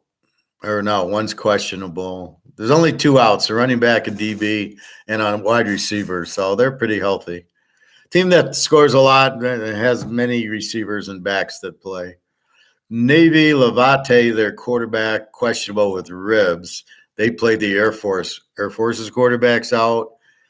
They run the ball 99% of the time. Navy, their quarterback's got ribs. Their backup's out with a thumb. Their other backups out with academics. I've never heard of a Navy quarterback having academics. You'd think if anybody, they wouldn't. So they got their 2 quarterbacks out. 1 quarterback questionable with ribs. How many quarterbacks they got? So this will be interesting. First 1 to 10 might win the Air Force game. NC State, nothing. Nebraska, Sims, I think, is out just so they can play Heinrich Himmler. Nevada, 3 guys out, nothing big. New Mexico. I can tell you D. Lewis, the running back's out with his foot. Is anybody going to know who D. Lewis is on New Mexico? North Car, punter's out, wide receivers out, tight end and O-linemen are out. All right, North Texas, nothing. Northern Illinois, wide receiver, questionable. Northwestern, who's this Lausch? Quarterback, probable. He's not their quarterback. Bennett's their quarterback. Or Bryant. And here's Bryant. He's probable too. Okay. Wide receiver, probable. Got a lot of injuries on Northwestern. Northwestern has 1, 2, 3 wide receivers out. This is why these teams suck. They get, all these injuries. Notre Dame's off. Ohio, nothing. Ohio State, let's see.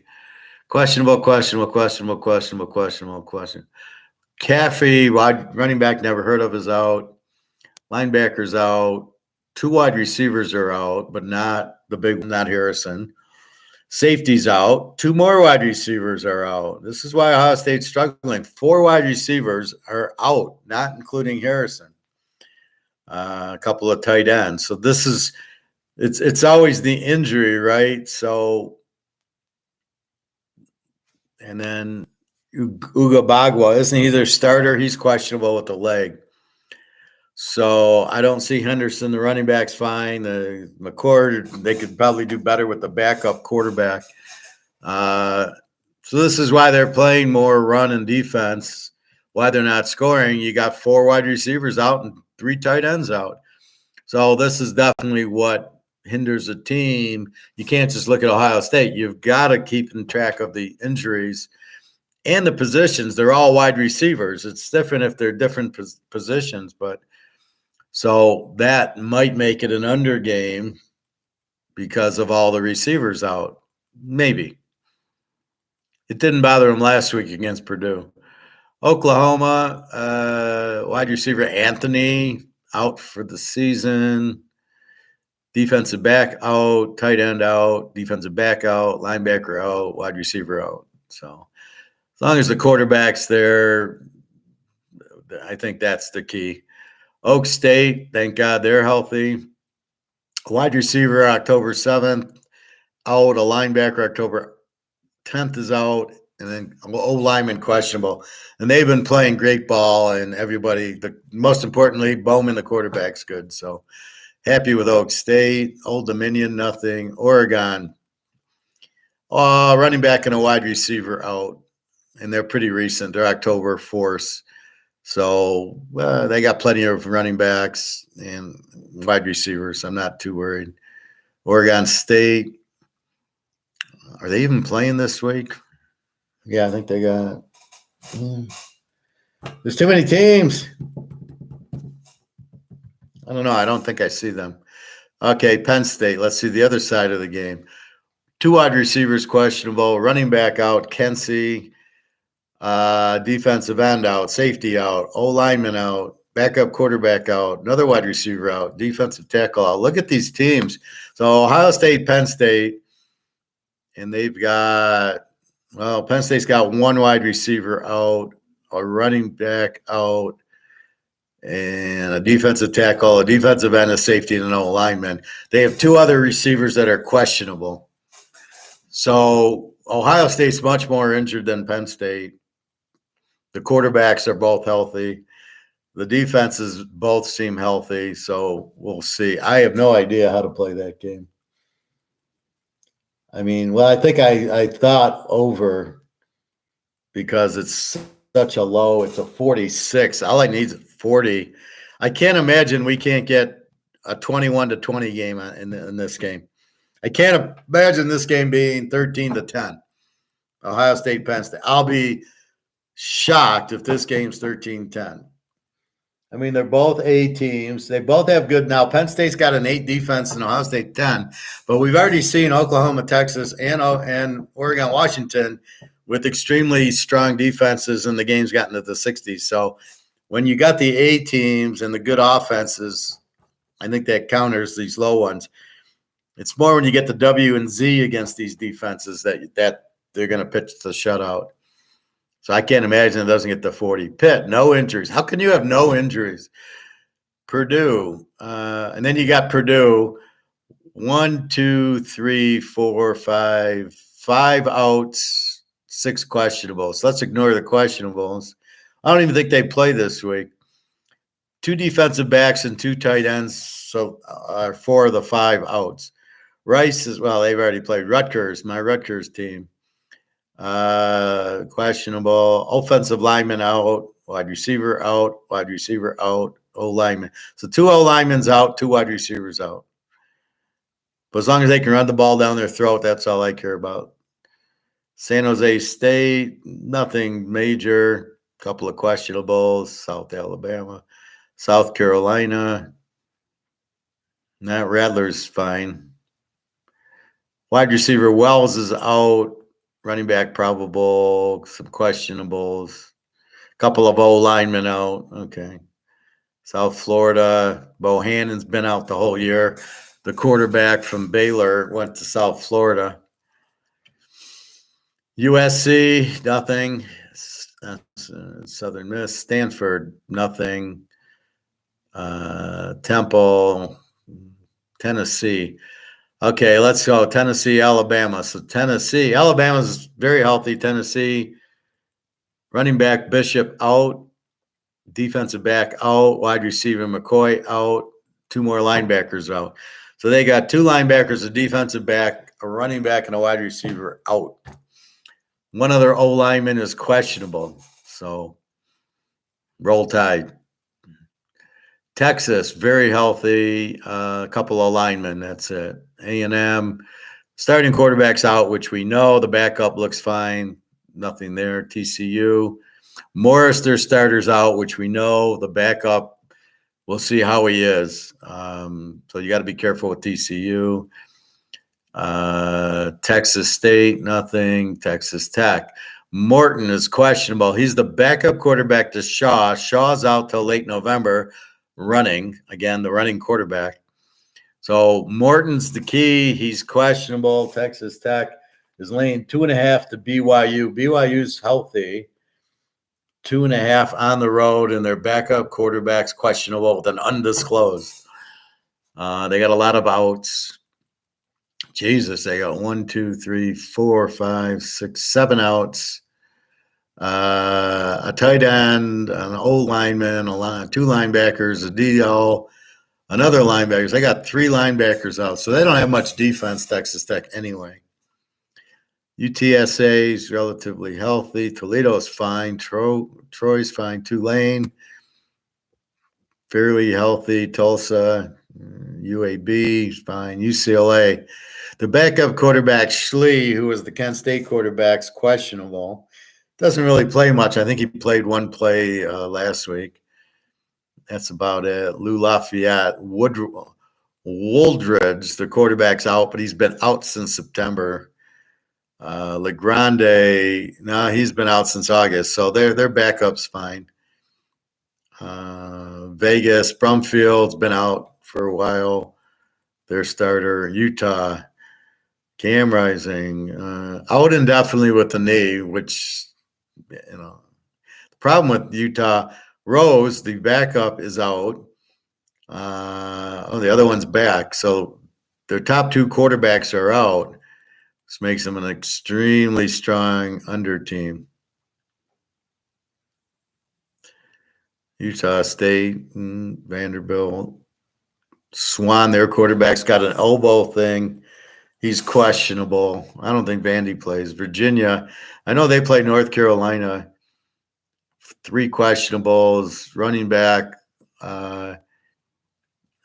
late October, safety early November, wide receiver, defensive tackle. They got 4 guys out, but they suck anyway. Virginia Tech, Wells, good quarterback from Marshall. He's been out, or he's out again with an ankle. Otherwise, not much. Wake, Griffiths, their quarterback's questionable, undisclosed, so we don't know what it is. Washington, 2 wide receivers questionable, and then 2 defensive linemen out, running back out, lineman out. Okay, so basically 2 wide receivers, but they're questionable. The other guys have been out already, so that's all right. Washington State, nothing.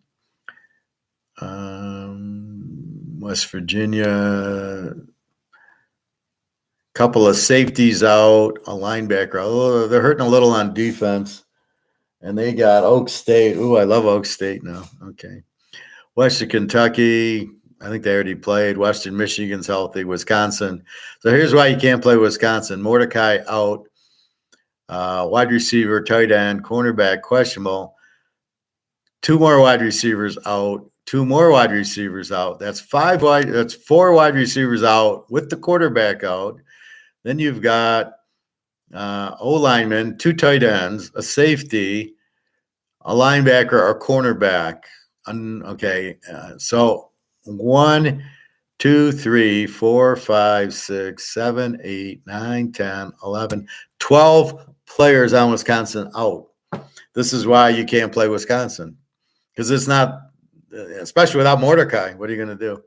Wyoming, nothing much. August 11, 1 running back is questionable. So those are your injuries.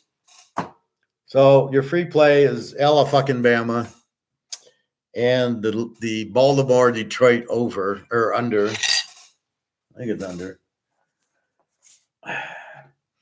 Yeah, it's under 49. And the key to Detroit, when they play good quarterbacks, they suck, right? Mahomes would have killed them if Kelsey played. And then Geno Smith lit him up, and he's not a good quarterback.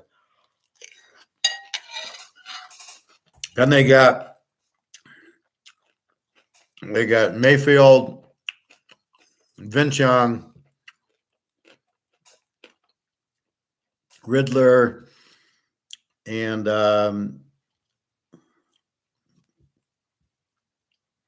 Young, Riddler, Mayfield, and Love from Green Bay.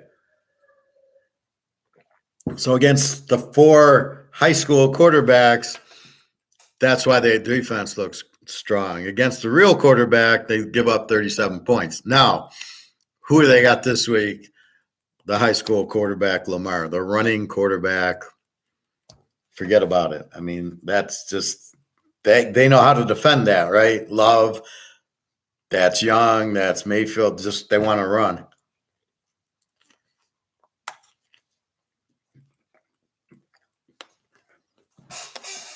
So with that said,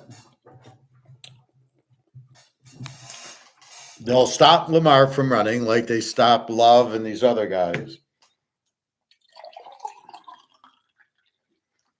The weakness is a good quarterback, and we're giving Geno Smith that credit. But against the running quarterbacks, they know how to defend it. Well, what do you got? You got Lamar. He can't throw the ball 10 yards. He's not going to light up the Lions, and the Lions will just chew him up. He won't be able to run on them. He can't throw, period. He couldn't throw in college. Baltimore's defense is a 15. Goff's going to throw 2 or 3 interceptions because they're going to pressure him. They're going to blitz him. They don't have Montgomery. They're not going to be able to run on him. I don't see how they're going to pass on him. You'll see real pressure. You'll see a real defense now. So I think this game's very low scoring. I don't know where you're going to get points. Especially if they're playing Atlanta 20-6 and Tampa 20-7 or whatever. I don't think either team gets to 20 in this game. You'll see more of the real Lions in this game. Then we can start talking because all you hear in the Detroit news is how good they are. Look at their record. Look who they beat. And I'm like, they didn't beat anybody. They're just like Michigan. Michigan hasn't played a top 100 team yet, right? Indiana, Minnesota, Rutgers, Nebraska, UCF, or UNLV, Bowling Green. So you're like, how good is Michigan? We don't know. They haven't played anybody. They look like they have a good defense. They haven't played a good quarterback. Which quarterback's good? So probably UNLV was the best offensive team they played. So with that said, here you are 6-7 weeks in, you still, half the teams you have no idea. Baltimore, we know they've played Houston and Jacksonville enough. I played my Cincinnati, and now Burrow's healthy, so look for Burrow to get really hot. Now they got the bye starting next week. I think they got the bye. Yeah, since he's off. So we'll talk pros tomorrow. Well, we can quickly review it, but what was the score last night? Jacksonville. They play a 50-point game. What the fuck is that? New Orleans never plays a high-scoring game. It was 31-24 Jacksonville. Now I said in the teaser, Jacksonville was the play. They were a live dog in the teaser.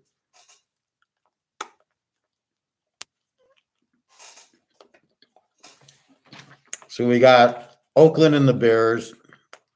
I got Oakland 27-7, assuming Fields doesn't play. Fields does play, it's a different score. Cleveland, Indy, I got 17-10. Walker, I'm assuming, or Watson against Minshew. Buffalo, New England, I'm assuming Allen against Jones, 31-0 Buffalo. Washington, the Giants. Hull against Taylor or Jones, I don't know. 27-24 Washington. Atlanta 20-17. Riddler against Mayfield. Detroit, Baltimore. I got Baltimore 24-20. Lamar against Goff. LA, Stafford against Pickett. LA 21-10. Seattle, Arizona 31-10. Seattle. Dobbs against Geno Smith. We've got to be careful. The wide receivers were questionable last night. Both, I'll say Pickett. Both Lockett and the other one, both were questionable. Probably both play, but we need them to play. If they both play, I like Seattle. If they don't play, then we got to figure out another. Denver, Green Bay, we got Love against Wilson. I got Denver 27-21. Russell Wilson will have fun, and Love won't be able to take advantage of this woeful Denver team.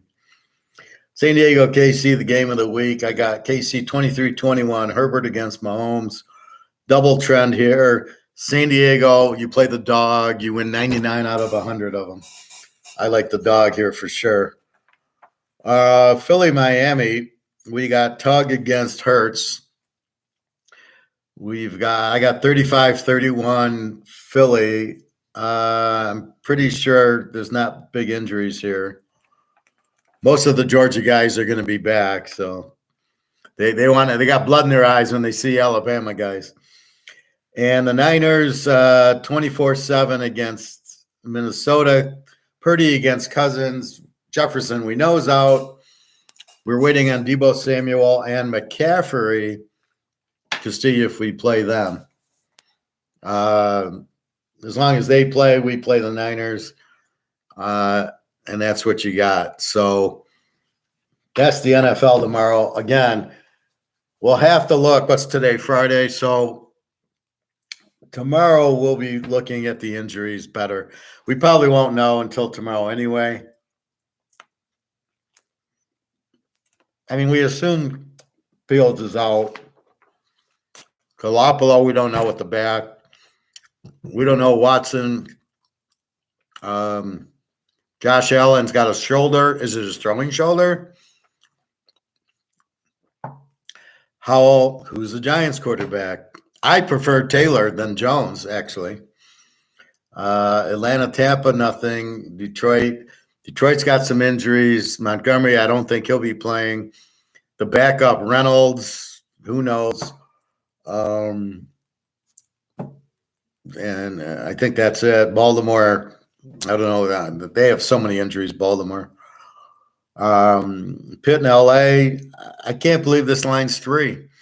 I got LA -7. The game's in LA. The line's 3. Stafford against Pickett. Cooper Kupp's there, and Aaron Donald's there, and it's only 3 with Pickett. Wow. That game I don't understand. That might be the fix of the week, I guess. Seattle, we got to wait. Metcalf and Lockett. If they play, Seattle needs the game. Green Bay, Denver, we can't trust Love. And Russell Wilson, they're not hurting offensively. They're hurting defensively. They're giving up 33 a game, I think. I think that's what I wrote. Maybe 36, maybe 37. Maybe it's a 37. Anyway, Love,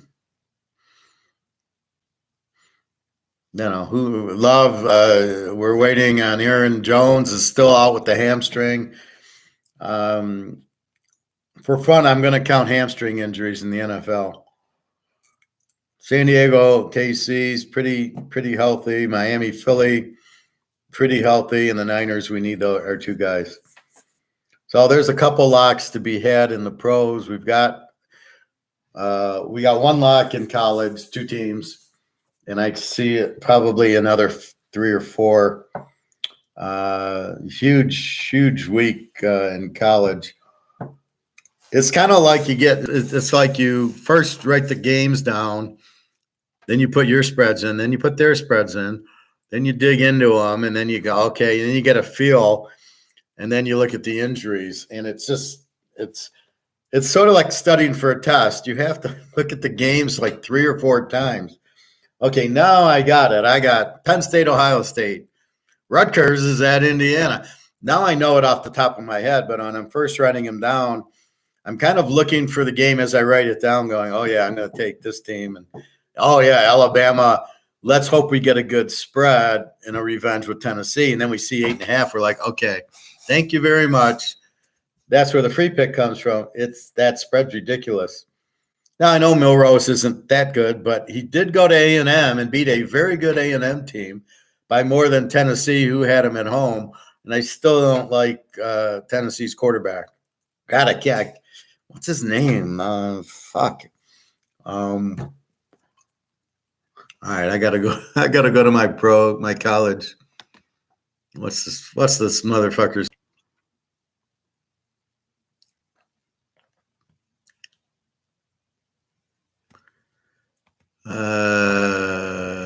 Yeah, Milton. Milton from U of M. Anyway, he sucked at U of M, and he ain't going to go. He is not going to Alabama and win the game. We only got to lay 2.5 instead of a 14-point line. I'll take it. So that's where the line really makes your bet. It makes what you're doing, and that's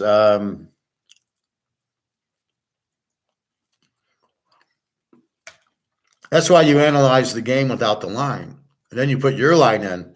My line here was Alabama minus 10. I'm getting 8.5, and I'm all excited.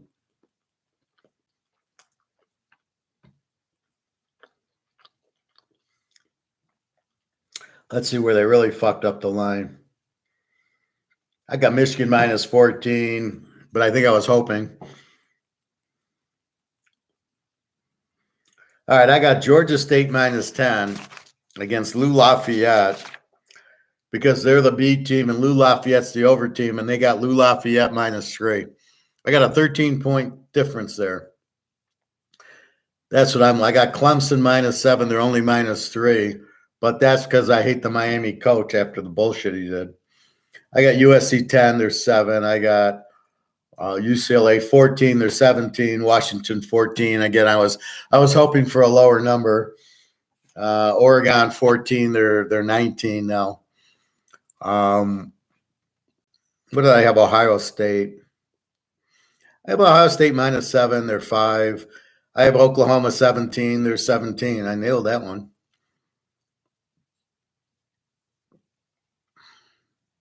Yesterday, I had James Madison 10. They were only 3.5. That was easy. I had New Mexico State 10. They were only 3. They won 28-7. I got to follow my own logic. Where it didn't work is I had Jackson State 7. And Western Kentucky was favored by 7, and Jackson State won.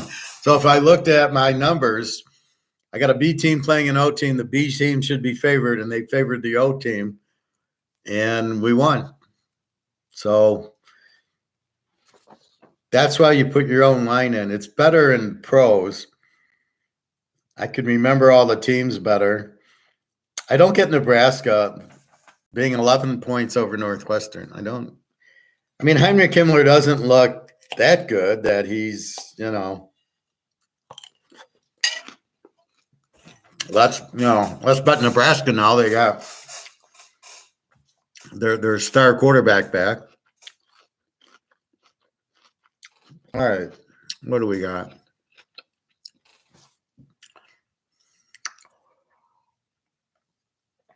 College is exhausting. Between the lines and the injuries. All right. Now I got to show you some alligator. Are we done with football? Anybody else? Bueller. So we hit college. Free play Alabama. A lot going. We talked Utah. We talked Duke. We talked Michigan, Michigan State. We talked all the teams, basically. Penn State, Ohio State. I think you got to go over in the game. I think it's an under until it's 46, and all I need is 40. I can't imagine those teams with those offenses not being able to score 40 points. Now, it's not a lock, but it just seems like such a low number that you almost got to go with it.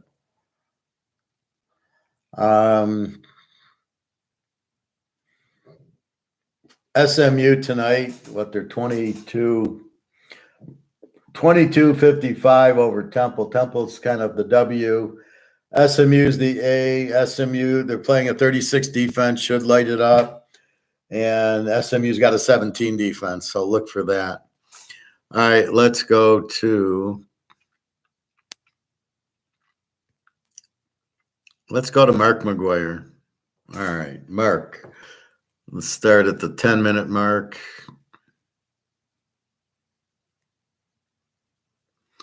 All right, so this is Mark McGuire today.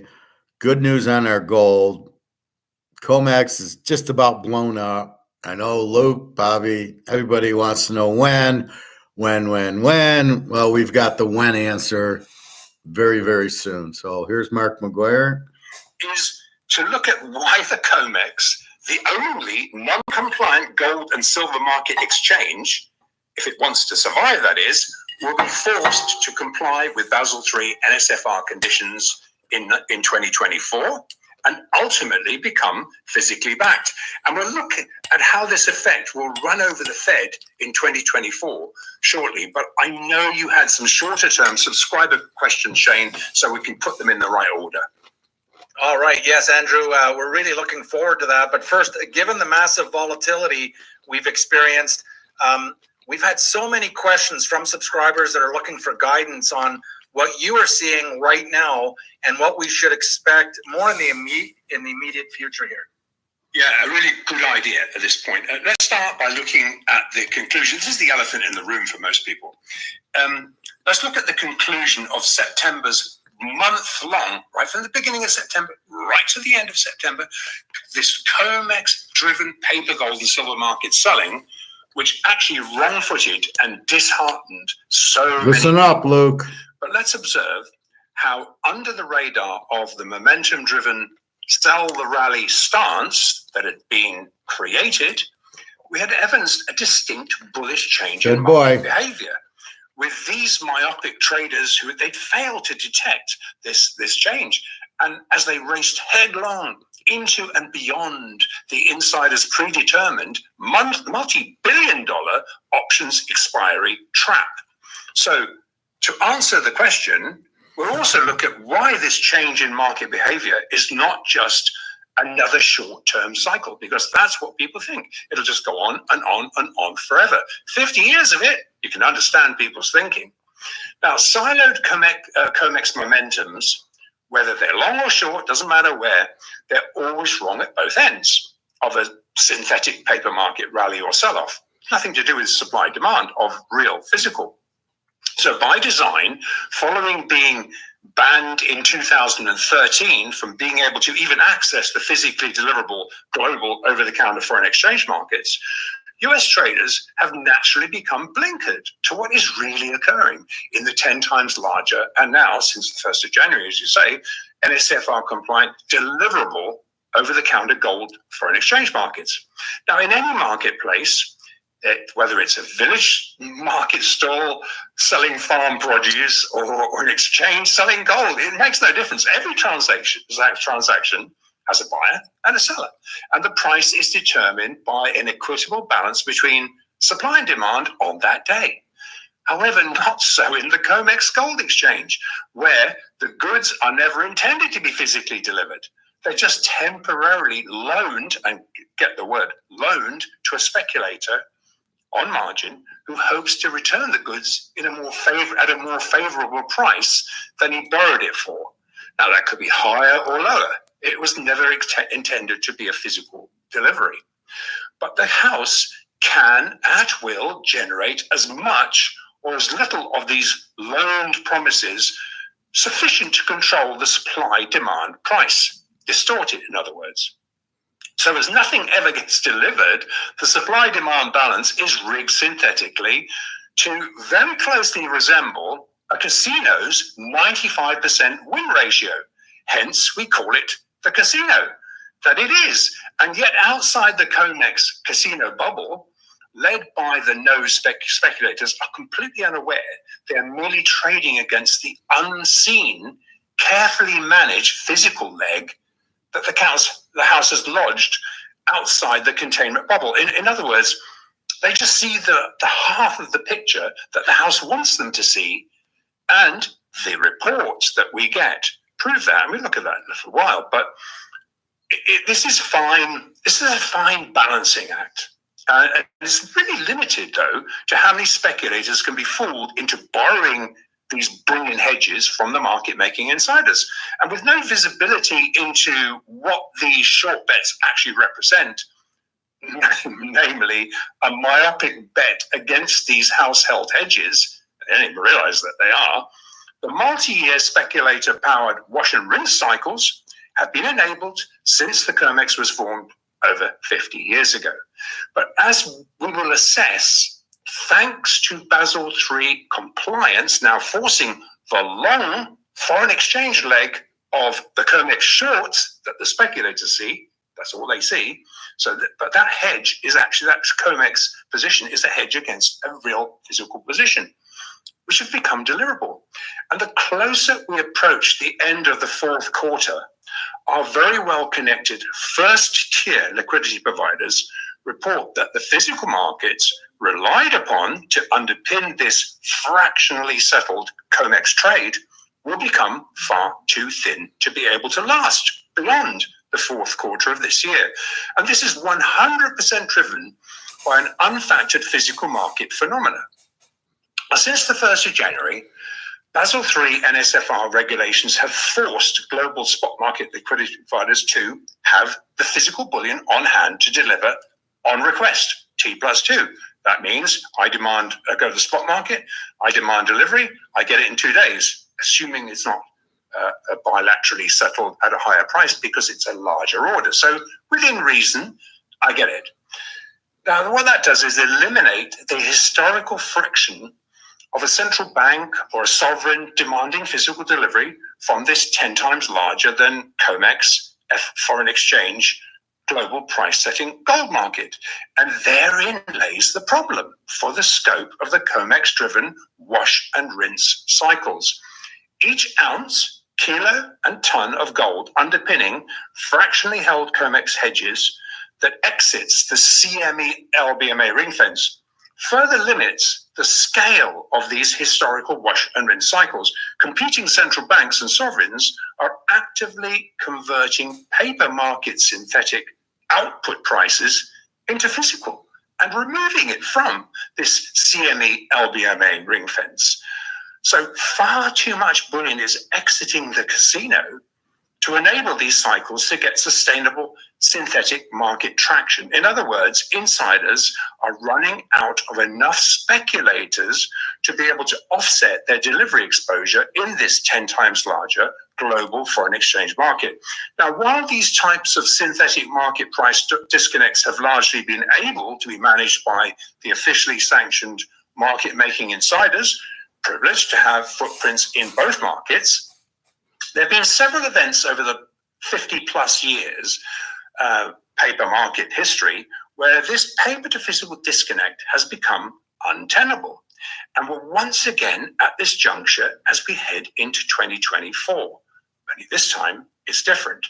Following foreign exchange over-the-counter spot gold becoming NSFR compliant in January, the frictionless ability for competing central banks to alchemize synthetically priced gold into deliverable physical bars has reached this inflection point where far too much paper liquidity has exited this non-deliverable COMEX exchange to really continue to contain this borrowed paper gold in a meaningful way. In other words, each wash and rinse cycle is resulting in higher price stair steps.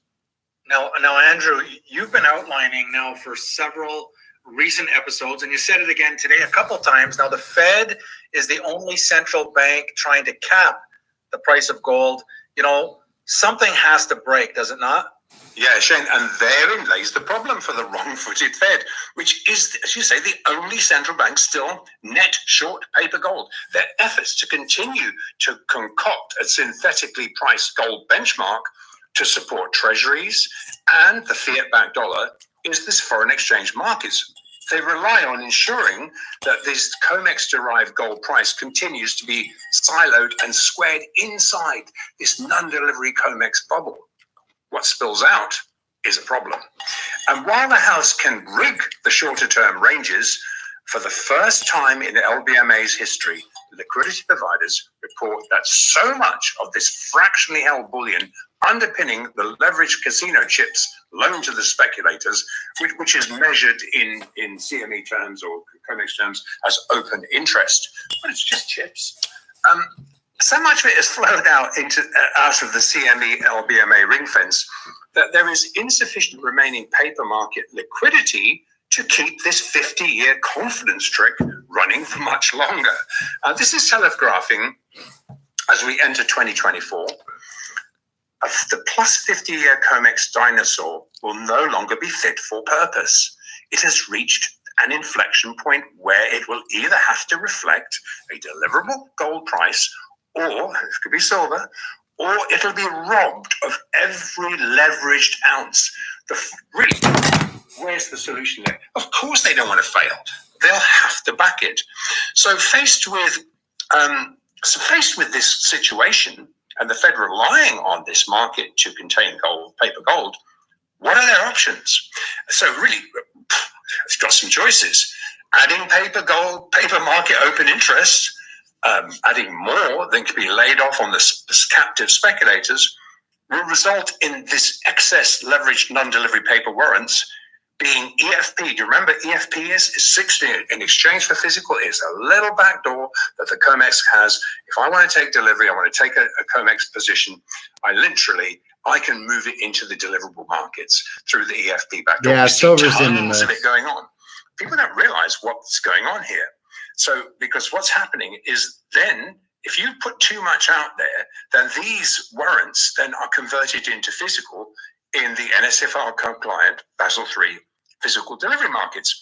Hence, the COMEX market making insiders have to literally race in to ring the register on the speculators far earlier than they would have liked, really limiting the scope of these counterintuitive sell bots. And all right, so we get back to it. So what's the question? What's hard to believe, Luke?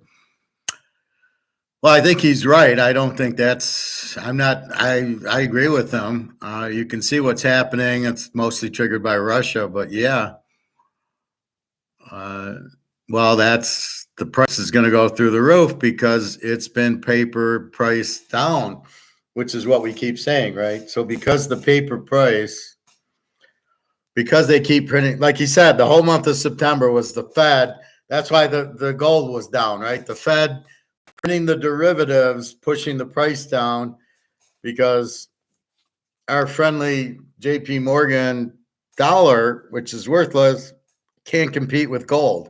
So by keep making gold go down, people want the dollar. But once everybody's eyes get open, they realize this is the trouble, and the gold price is really not what it is. It's all price fixed, which is what I keep saying. You said it's been 50 years, but the people that want it to go up are Russia and China. They haven't been playing for 50 years. Yeah, so that this is what's changing, right? So it's like when I talk about football and I say, well, you can't use the New England Trends anymore because Tom Brady's not there. So there's a change, right? Brady's not there. Tampa Bay sucks now. Or New England sucks now. And that's the thing. We've had this price fixing for 50 years. We get that. We're not stupid. We know, but we do know brics can break it.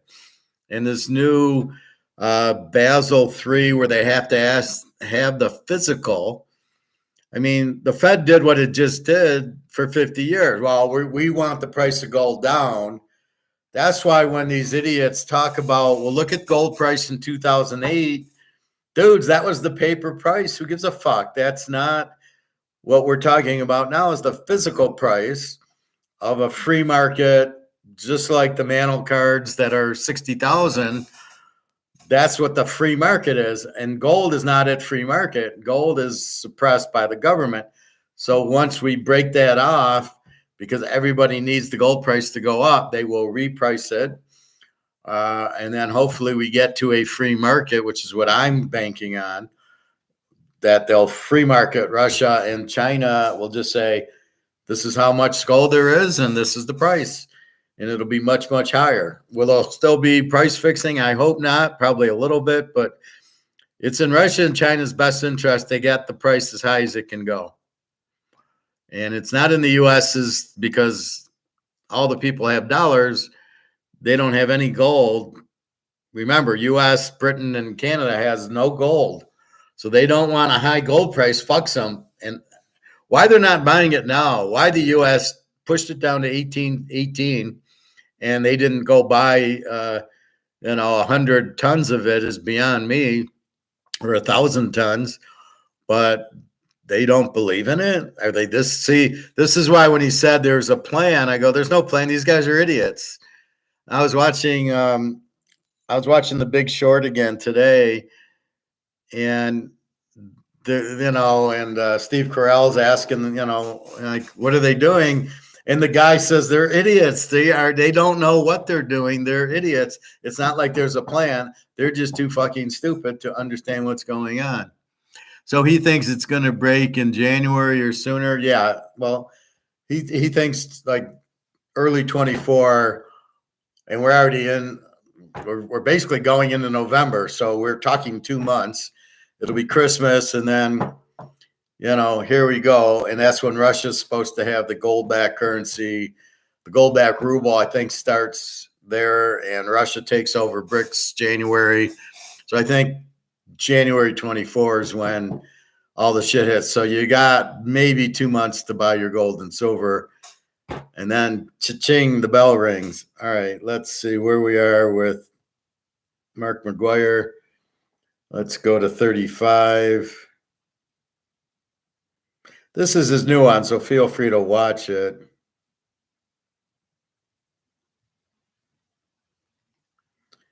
To triggering literally trillions, possibly 70 trillion of offside gold derivative bets to default. Bear in mind, it's not just the 15 trillion a year in the over-the-counter markets, it's the related derivatives that belong to them. So this was sufficient to collapse the entire daisy chain of cartel too big to fail banks. Well, full circle, back to where gold was bailed out 20 years before at $300 oil. Gold. However, as we highlighted at the time, this was to prove to be the last globally coordinated central bank assisted intervention, and it was the catalyst that forced the Bank of International Settlements to bring forward and implement these Basel III net stable funding ratio standards, which finally took effect at the commencement of 2023 trading. In fact, from this point forward, every single bullion bank and the BIS moved to go long to physical gold well ahead of net stable funding standards being imposed in January of this year. Now, Andrew, I'm pretty sure this next question is on the top of everyone's mind right now as they're listening to you here. With the Fed being the only central bank short gold, where does it leave the Fed? Good question, Shane. The Fed openly intervenes in the dollar crosses. Of course, they do in all the foreign exchange crosses, whether it's a dollar, euro, dollar yen, whatever it is, on a regular basis, and in compliance with each other. But with gold also a foreign exchange cross against the dollar, the Fed relies on paper gold to manage the dollar against gold. And this is what led them into making this catastrophic error in March 2022, when they employed paper gold to fight against Russia, backing the ruble denominated energy trade with physical gold. And get the difference. The Fed was selling paper gold while Russia was accumulating physical gold in exchange for oil commodities, severely impacting this 100-to-1 ratio. So you've got a double whammy going on here. And this ill-advised sanction pushback evidenced the Fed taking on the entire load of these paper market short bets, with every single other central bank except the Fed shedding paper gold exposure against themselves. They didn't want to be involved in a short position against gold. So really, to sum this up, the month-long Fed-driven action that we evidenced throughout all of September was 100% driven by the Fed, who view gold as increasingly competing with what we call the three-card treasury shuffle. So where they issue treasuries and you've got competing. So that's you don't the want dollar. the gold competing against them. So really, gold rising, a rise in the gold price is never really looked on favorably by the Fed insiders attempting to cap gold in the paper markets. This management is reliant and limited on how many speculators can take the bait. I just want to make it so clear so people understand it's that simple. Bottom line, these foolish speculators had stretched the paper to physical market gold market disconnect to such extremes that this had presented us an opportunity not seen since the lows were made in the 1600s in November of last year, when the Bank of International Settlements squared all their positions. Now we have reached that inflection point where really the 100-to-1 leverage simply has to be unwound. Yeah, no, Andrew, this sounds very bullish going forward. So what are you seeing now in the wholesale markets?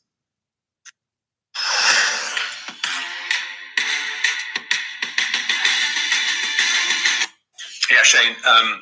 So let's fast forward to now then.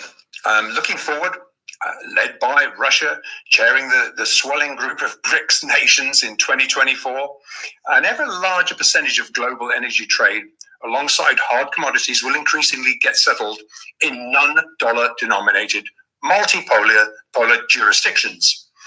Now, even ahead of Glasniev's gold-backed commodity trade being formally launched in the first quarter of 2024, physical gold transactions are being priced and settled outside of the CME LBMA paper market ring fence. So we are privileged to be reaching the inflection point where we will be able to look back at this 50-year gold price suppression, reversing into the need for central banks to revalue gold assets on their balance sheets.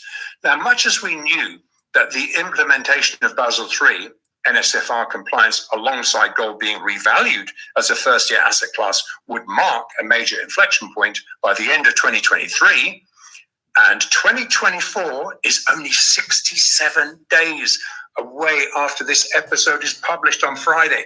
So with gold increasingly being valued as on a one-to-one basis outside of the Fed's scope, we will evidence a real physical gold price to emerge from the dregs of a broken paper market. Now, it's as simple as this. The gold price will be determined by a physically settled supply-demand balance. That is the price a global seller is willing to actually part with their physical gold in exchange for cash or other goods, could be a commodity. So in other words, the only remaining paper-settled futures market, that is the COMEX, will have to become deliverable, or it'll just be raided for every last leveraged ounce it has. US traders that are currently siloed inside this rigged CME regulated paper market, which they were since 2013, may as well release them from their siloed prison. And really, that's what it is. And you know what's going to happen? This 50-year margin game will fold, because that's the only place where it still exists. Now, we'll look at these same actors' infamous May 2011 silver market interventions in our next episode. Awesome. Now, Andrew, we got a question from our trader group, and they want to know, like, what's happening here with these COT reports? What are they saying now? Yeah, for those. All right, Luke. So you got that? It's finally going to be priced in physical, which is like our Mantle card and our Joe Montana rookie. Put it this way: if the Joe Montana rookie is 125,000, where do you think gold's going to be? In a free market, I'd say there's more demand for gold than there is for Joe Montana. However, there's a lot less Joe Montana PSA 10s than there are gold ounces. But since the central banks hold, like, if Russia owns 32,000 tons of it, they're certainly not to, they're not going to, they're not selling it, right? They got a whole thing. We got an ounce, right? I got my ounce I want to sell. So they've got a whole block, a whole brick full of gold and silver that they're going to sell. So it's all good news for us. That's why I've been pushing to buy before it goes. Now we're finally getting, here it goes. Do we believe it? Yeah, I've been believing it the whole time. That's why I listened to him. I know enough to, does this make sense? And I believe it does. Will it happen? Absolutely, I believe it'll happen. I don't see what would stop it from happening. As he's saying, the U.S. wants to keep the price, but he's saying it's all over. The fat lady is singing, and there's not a lot that the U.S. can do as far as keeping it down, as far as COMEX, because COMEX, there's really nobody. If they try to do this, they have to deliver it. So if somebody is stupid enough to short the gold market, they're out of their minds because the gold price is going up. Now, in every other country, the gold price is really high, except for here because everything's priced in U.S. dollars. Once you get off the U.S. dollar, like if the U.S. dollar was just ours and not the global dollar, that would then make gold would be much, much higher. Gold is at record prices in all these other currencies, mostly because the currencies are weaker to the dollar, right? So if the currency is weaker to the dollar, then the gold price is higher, right? And it would be higher here, but it's being manipulated by the Federal Reserve, which is ending. So good news there that we're getting the Feds out, the banks will blow up, stock market will blow up. So we get off at this floor now, and we go from here. We know what's going to happen. We know the gold price go to the moon. We know the stock market's going to crash. The banks are going to crash. So we're fine. We go from there. What's funny is, see, I was watching the Big Short, and they were talking about the big crash of 2008, but we recovered, and that's why everybody's confused now. They're going, well, wait a minute. Well, yeah, we had the crash in 2008, but everything's fine, and we're back in 2010. That's because they were able to print the money to keep the banks solvent. They can't do that now. When you have a $35 trillion debt and heavy inflation and 90 trillion coming back in, you can't just give the banks, well, here's 10 trillion here, here's $1 trillion to be solvent. You can't do that. It doesn't work anymore. So that's really what the problem is. That's why they can't keep the bank solvent. But if you really understand the game, the banks control the government. So if the banks want to bail themselves out, that's exactly what's happening. So the banks are the ones bailing themselves out, not the government is not bailing them out. That's the problem with it. People think that the government bailed the banks out. No, the banks are the government. And I was watching this new Madoff thing yesterday on Tubi, and it was that idiot from Boston who kept giving it to the SEC, not realizing they were paid off. I was misled by the title that I thought this was going to prove the SEC was paid off to look the other way, but it never went there. All that it went there was the conclusion was that Madoff had all the mafia and all the crooks in Europe in on it. So the Russians and everybody in these banks were piling the money into Madoff also. So it was a huge web of people in this. He was not on his own. He had, and it wasn't US, it was mostly Europe and Russia and Asia who were in on it, who were keeping it going.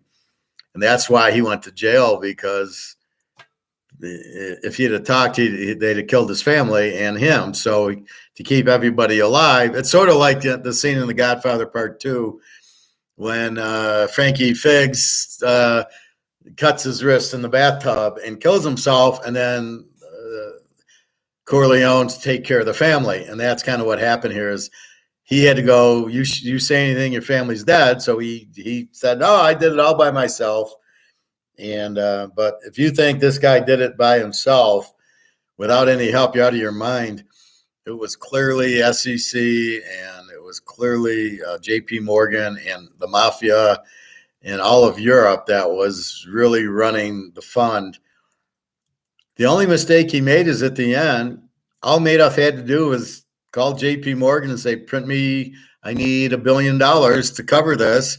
It would have kept it going. And then once the crisis was over, the Ponzi scheme would have kept going.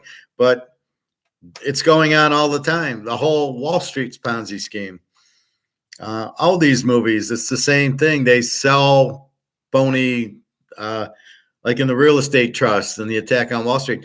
They're selling phony real estate trusts that are going to collapse, which they know they're going to collapse. They're not stupid. I'm going to sell you a real estate trust, and it's good if they keep paying the mortgage, but we know they won't, because as these adjustable rates go up, once they go up, we know they won't be able to afford it, because we gave bad credit. We gave people with bad credit and no jobs mortgages. We know they can't afford it when it goes up. So we know all this shit's going to go to zero, but we're going to sell it anyway and dump it. And then, oops, it went to zero. We didn't know. You've seen it on Attack on Wall Street. You've seen it on Margin Call. You've seen it on The Big Short. It's all a Ponzi scheme. Just be careful with dealing with Wall Street. They want you in this. They don't want you in gold. They'll never tell you to buy gold. They'll keep you in this. Buy stocks. What do they tell you? Buy 60-40 stocks and bonds, maybe some real estate trust, buy an annuity. I'll give you 9%. So the hook is I'll give you this interest rate, and that's the hook on it. And then the reality is it's all bullshit, and they know it's all bullshit. At least I believe they know it's all. I think the guys at the top know it's all bullshit. And so you got all these guys on the phone selling you bullshit.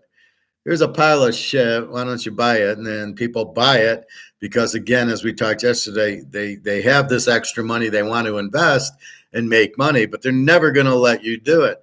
They're never going to let you win, because it's eventually it's bullshit they're selling you. And that's why they don't tell you about gold, because they can't do it to gold. They can't print the gold. It has nothing to do with rates going up or down. Gold is its own. You can't fuck with me with gold. And that's why they don't offer commission on it. That's why they don't tell you about it. Just me, right? So as Luke's saying, I don't know if you're still here, Luke, just you can't lose with it. There's no risk because they can't print it. So it's not going to be overprinted, as I said yesterday. It's got to be scarce. That keeps the value high. Overabundance loses value. You can't overabundant gold. Now, what these idiots at the Fed and the JP Morgan should be buying is gold, not paper. So look what they're doing. They're trying to keep the price of gold down so they keep the paper alive. Why aren't they just in gold? And then they can let the gold price go up, and then they have all this money in gold that they're going to make. So I don't really understand that at all, that they don't. It's like when I was younger, my brother ran something which was the Stop Smoking Clinic. Do you want to invest? And I go, well, I'd rather invest on the other side. I'd rather sell the cigarettes because it's addictive than be on the stop smoking side, because once I get you to stop smoking, you're not my customer anymore. But if I keep you smoking, you're my customer. I'm here to make money, so I'd rather be on the Marlboro side than the stop smoking side. And that's really what it is. They should be on the gold side, not the non-gold side. So we got to keep printing money, and we got to keep the gold price down. We got to do all these phony derivatives, and they're going to get caught because the derivatives will it's going to cost them millions of dollars. And that's really what's going to happen. That's why I say it's hard to get anybody to sell the derivatives now, and without them, the price will go. So they need to get the price.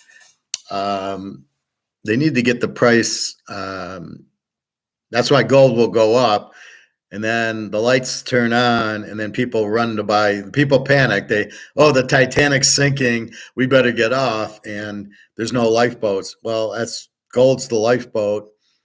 And you're gonna get off the Titanic, and you're gonna be at the bottom of the Atlantic, and that's the only way to prevent it's the gold and silver. So that's really what's happening. And now Mark McGuire is telling us that it's happening very, very quickly in the next few weeks. Well, January 24th. Now he kind of led us on to believe January 23rd was when it's Basel III and they have to sell physical, and that didn't happen. Well, it did happen, but I guess there's so much gold that was in there that they're wiping it out, and until it goes to zero, then once you have no gold, you can't do the derivatives. That was the thing. You have to have the gold. So China's behind it. Is there games? Are people buying it at these low prices? Probably. We know the whole world's a Ponzi scheme, and we know the mafia runs it. We know the mafia runs the banks, and the banks run the government. So we can't be stupid. We understand that's what's going. The problem when I was watching The Big Short, they were all trying to get paid out. Like, well, we shorted the market, so we're hoping that the housing crashes, which it did. But they had no way of collecting. They were all like, how do we collect? And, so it was all trying to collect. They were having problems. They finally did, but they were having problems. We don't have that in gold. Gold's gold. We just don't want to. When you sell your gold, somebody I read was wanting 10,000, and I'm like, you mean 50?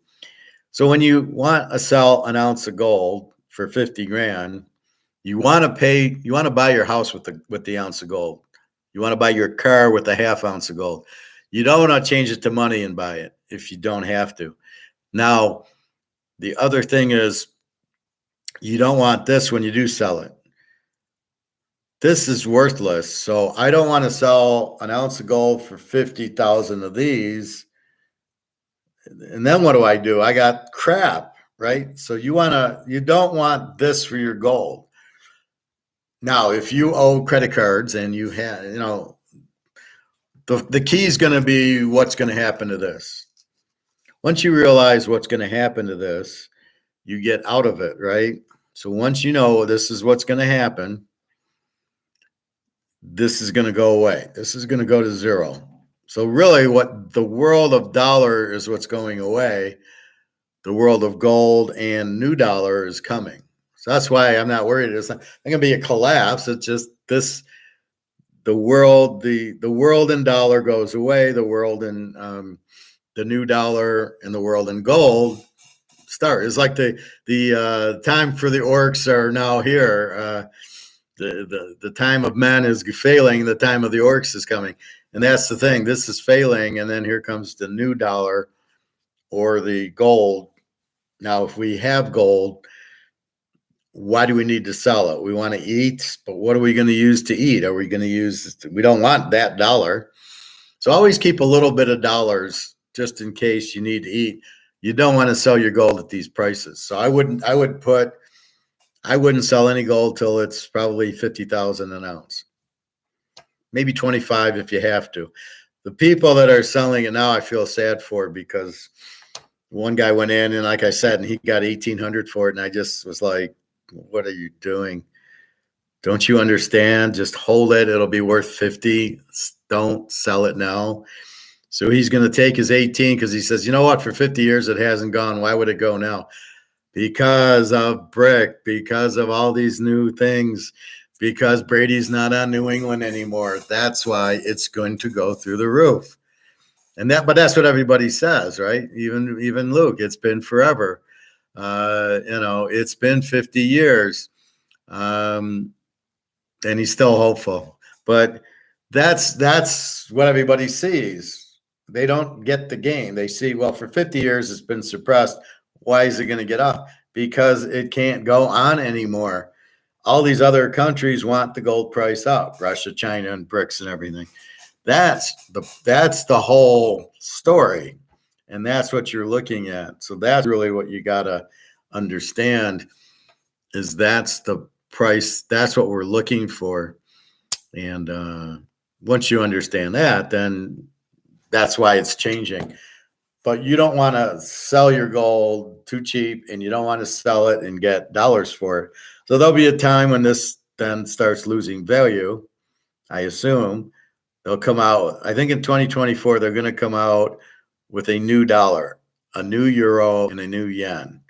It'll still be crap. It'll still be not backed by anything. So it's still going to be garbage. But it'll give you a little bit of time to maybe sell your gold for the new dollar. But I would try to buy things with the gold, not groceries, but a house, a car. Here's the gold, give me the house. That's what I would try to do.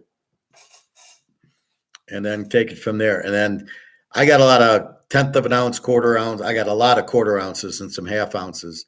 So I got some ounces and some of the other. With the thought of gold's at 50,000, I don't need to sell an ounce of gold. I don't need 50,000 in cash. I'll keep it in gold. But if I have a 1/4 ounce, it's going to be worth 12,500. Okay, that's fine. I'll sell one of those, get the 12.5. And then, and now the other thing is the silver will go through the roof too, at least 2,000-3,000 an ounce. And then you got to look at what are they going to 1099 me on? Usually it's a certain amount. So let's say it's 10 grand. We'll sell $9,000 worth of silver or $9,000 worth of gold. And don't sell your ounce for 50, sell your 1/4 ounce for 12. And you owe a little bit of tax. Go to Switzerland. Maybe you don't owe any tax. There'll be ways around the tax. Buy a house with gold, you won't owe any tax, or a car. So when I go to Toyota, I tease them. I go, I'm gonna buy a Camry with this. And at first the guy, well, I need money, and now I think he's like, yeah, okay, I'll take it. Anyway, that is the key. Understand why. And that's what I teach is why it's happening. I'm trying to be very thorough on explaining everything down to the nth degree. And that's why I repeat a lot. We get new people and you forget, and we got Luke going. I hope he's right. We know he's right, Luke. We've given you the answer to the question several times. I just show this to just kind of say, see, this is what's happening, because I don't know everything that's going on in Europe or the banking industry. I know the economics as a whole, the Say's Law, the Adam Smith, the money's worthless. I know all that, but I don't know what's going on in the banking industry with Basel III. That's not really where I know. That's why I watch him. So I trust him. So when he says that, I go, okay, now I get it. Now I know about Basel III and I could teach it, but I'm not a banker, so I don't know banking terms. But I did leave him a comment last week about you talk gibberish. Nobody knows what the fuck you're talking about. And you heard him today. He was much more, well, this is what I mean by casino, and this is what I mean by this. So he was much more clarifying it. And when I leave my comment, I said, I am an Austrian economist. Like, I'm not an idiot that you're talking to, but I'm an Austrian economist. I don't know what the fuck you're saying because you're talking bank language. So can you lower the level so we can all understand what you're trying to say? Because you'll say I said it and nobody knows what you said. And I'm not the only one in the comments saying, what are you talking about? So if you're going to talk about it, you've got to put it down to a level that people can understand what you're saying. Anyway. So what else? 3 hours. Bobby, where is Bobby? So I'll repeat this tomorrow, at least the key section, but I wanted to show you. So yes, this should be going very soon. There's not much left. And then we will see that the Federal Reserve Central Bank will not be able to print the dollars to make the dollars go down. They did it, but you can see it's like 1975 now. So they won't be able to keep it down, and that's really the key. Let me see when Daria said she's going to be home. I'll be home in 2 to 3 hours, so about 5:50. Oh, okay, another hour. So maybe she was out somewhere, not work. I don't know if she's working or just out, and she couldn't text me. I'm not sure. Anyway, I don't like when I don't hear from her for 3 days.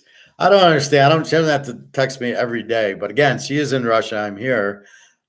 I'm taking care of her, so I do want to make sure she's okay.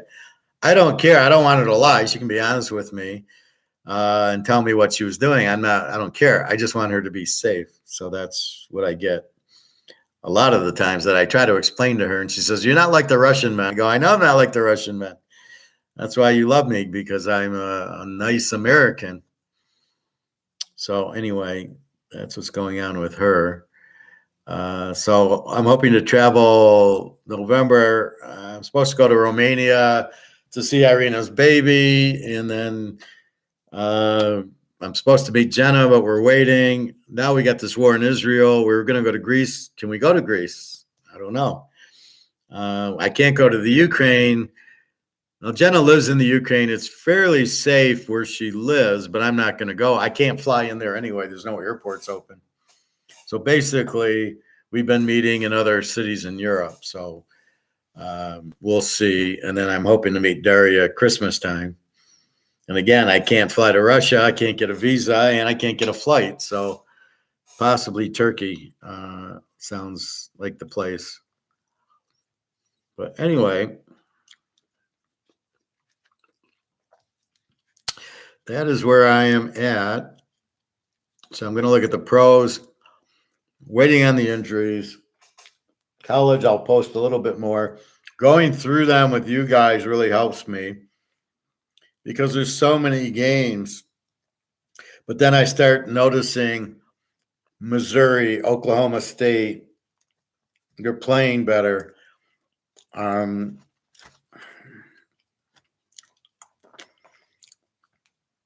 So as you start noticing that, and then you see them, you go, "Oh, that's a good bet. I like Missouri over. They've been scoring a lot." Then you check the injury. Yeah, the quarterback's fine. Okay, now I can go with it. But if you just blindly look at it, you're like, "Oh, where the hell is, Florida State? Oh, okay, they're Clemson." And you're just trying to feel it out. Like I said, Michigan at 46. Theoretically be an under with a 7, but they are an A team, not an under team. Michigan State's an E team. The line is so low that I think you go over 40 with it. So I think I'm finding those teams where, and I don't care if I play the game or the over-under. It's whatever makes more sense. So keep that in mind. Maybe I take Oak State 9. Maybe I go over with the game. It all depends. But that's what I'm looking for.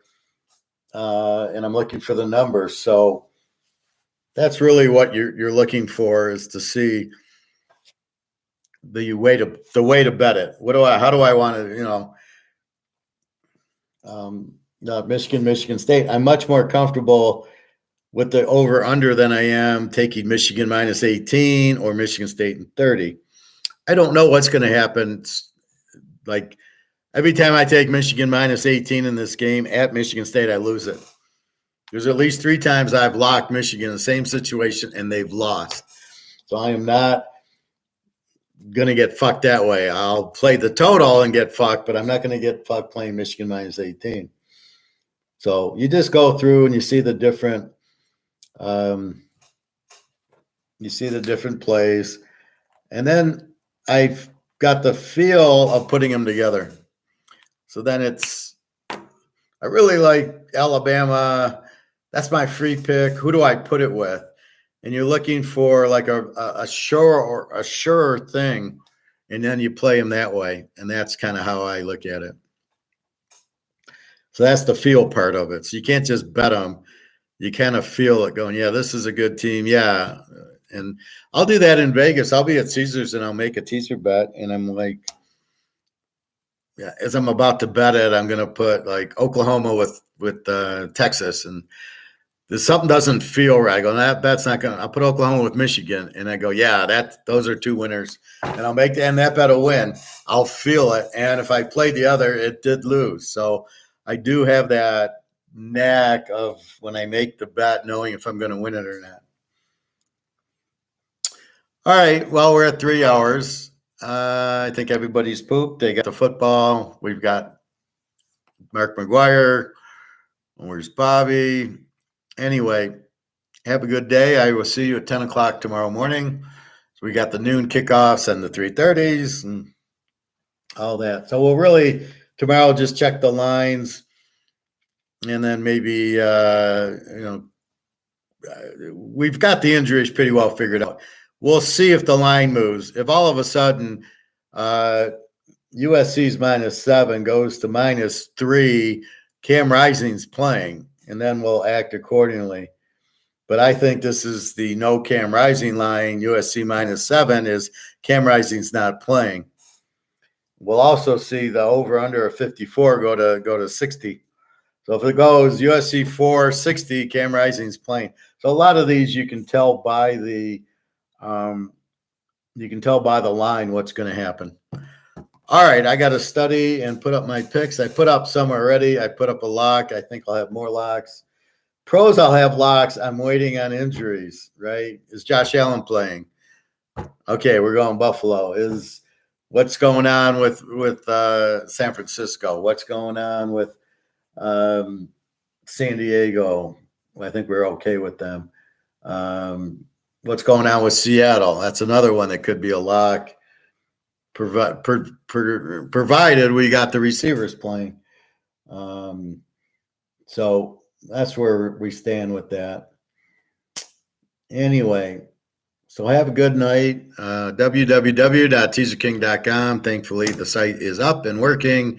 You can buy. If you bought, you can look, and the picks are up and everything else. So again, I apologize, but it really was out of my control. It was the server company, and they've checked into it, and it's been fine all week. So again, that's all I can do is try to find a new server company and move, but I can't control the server company.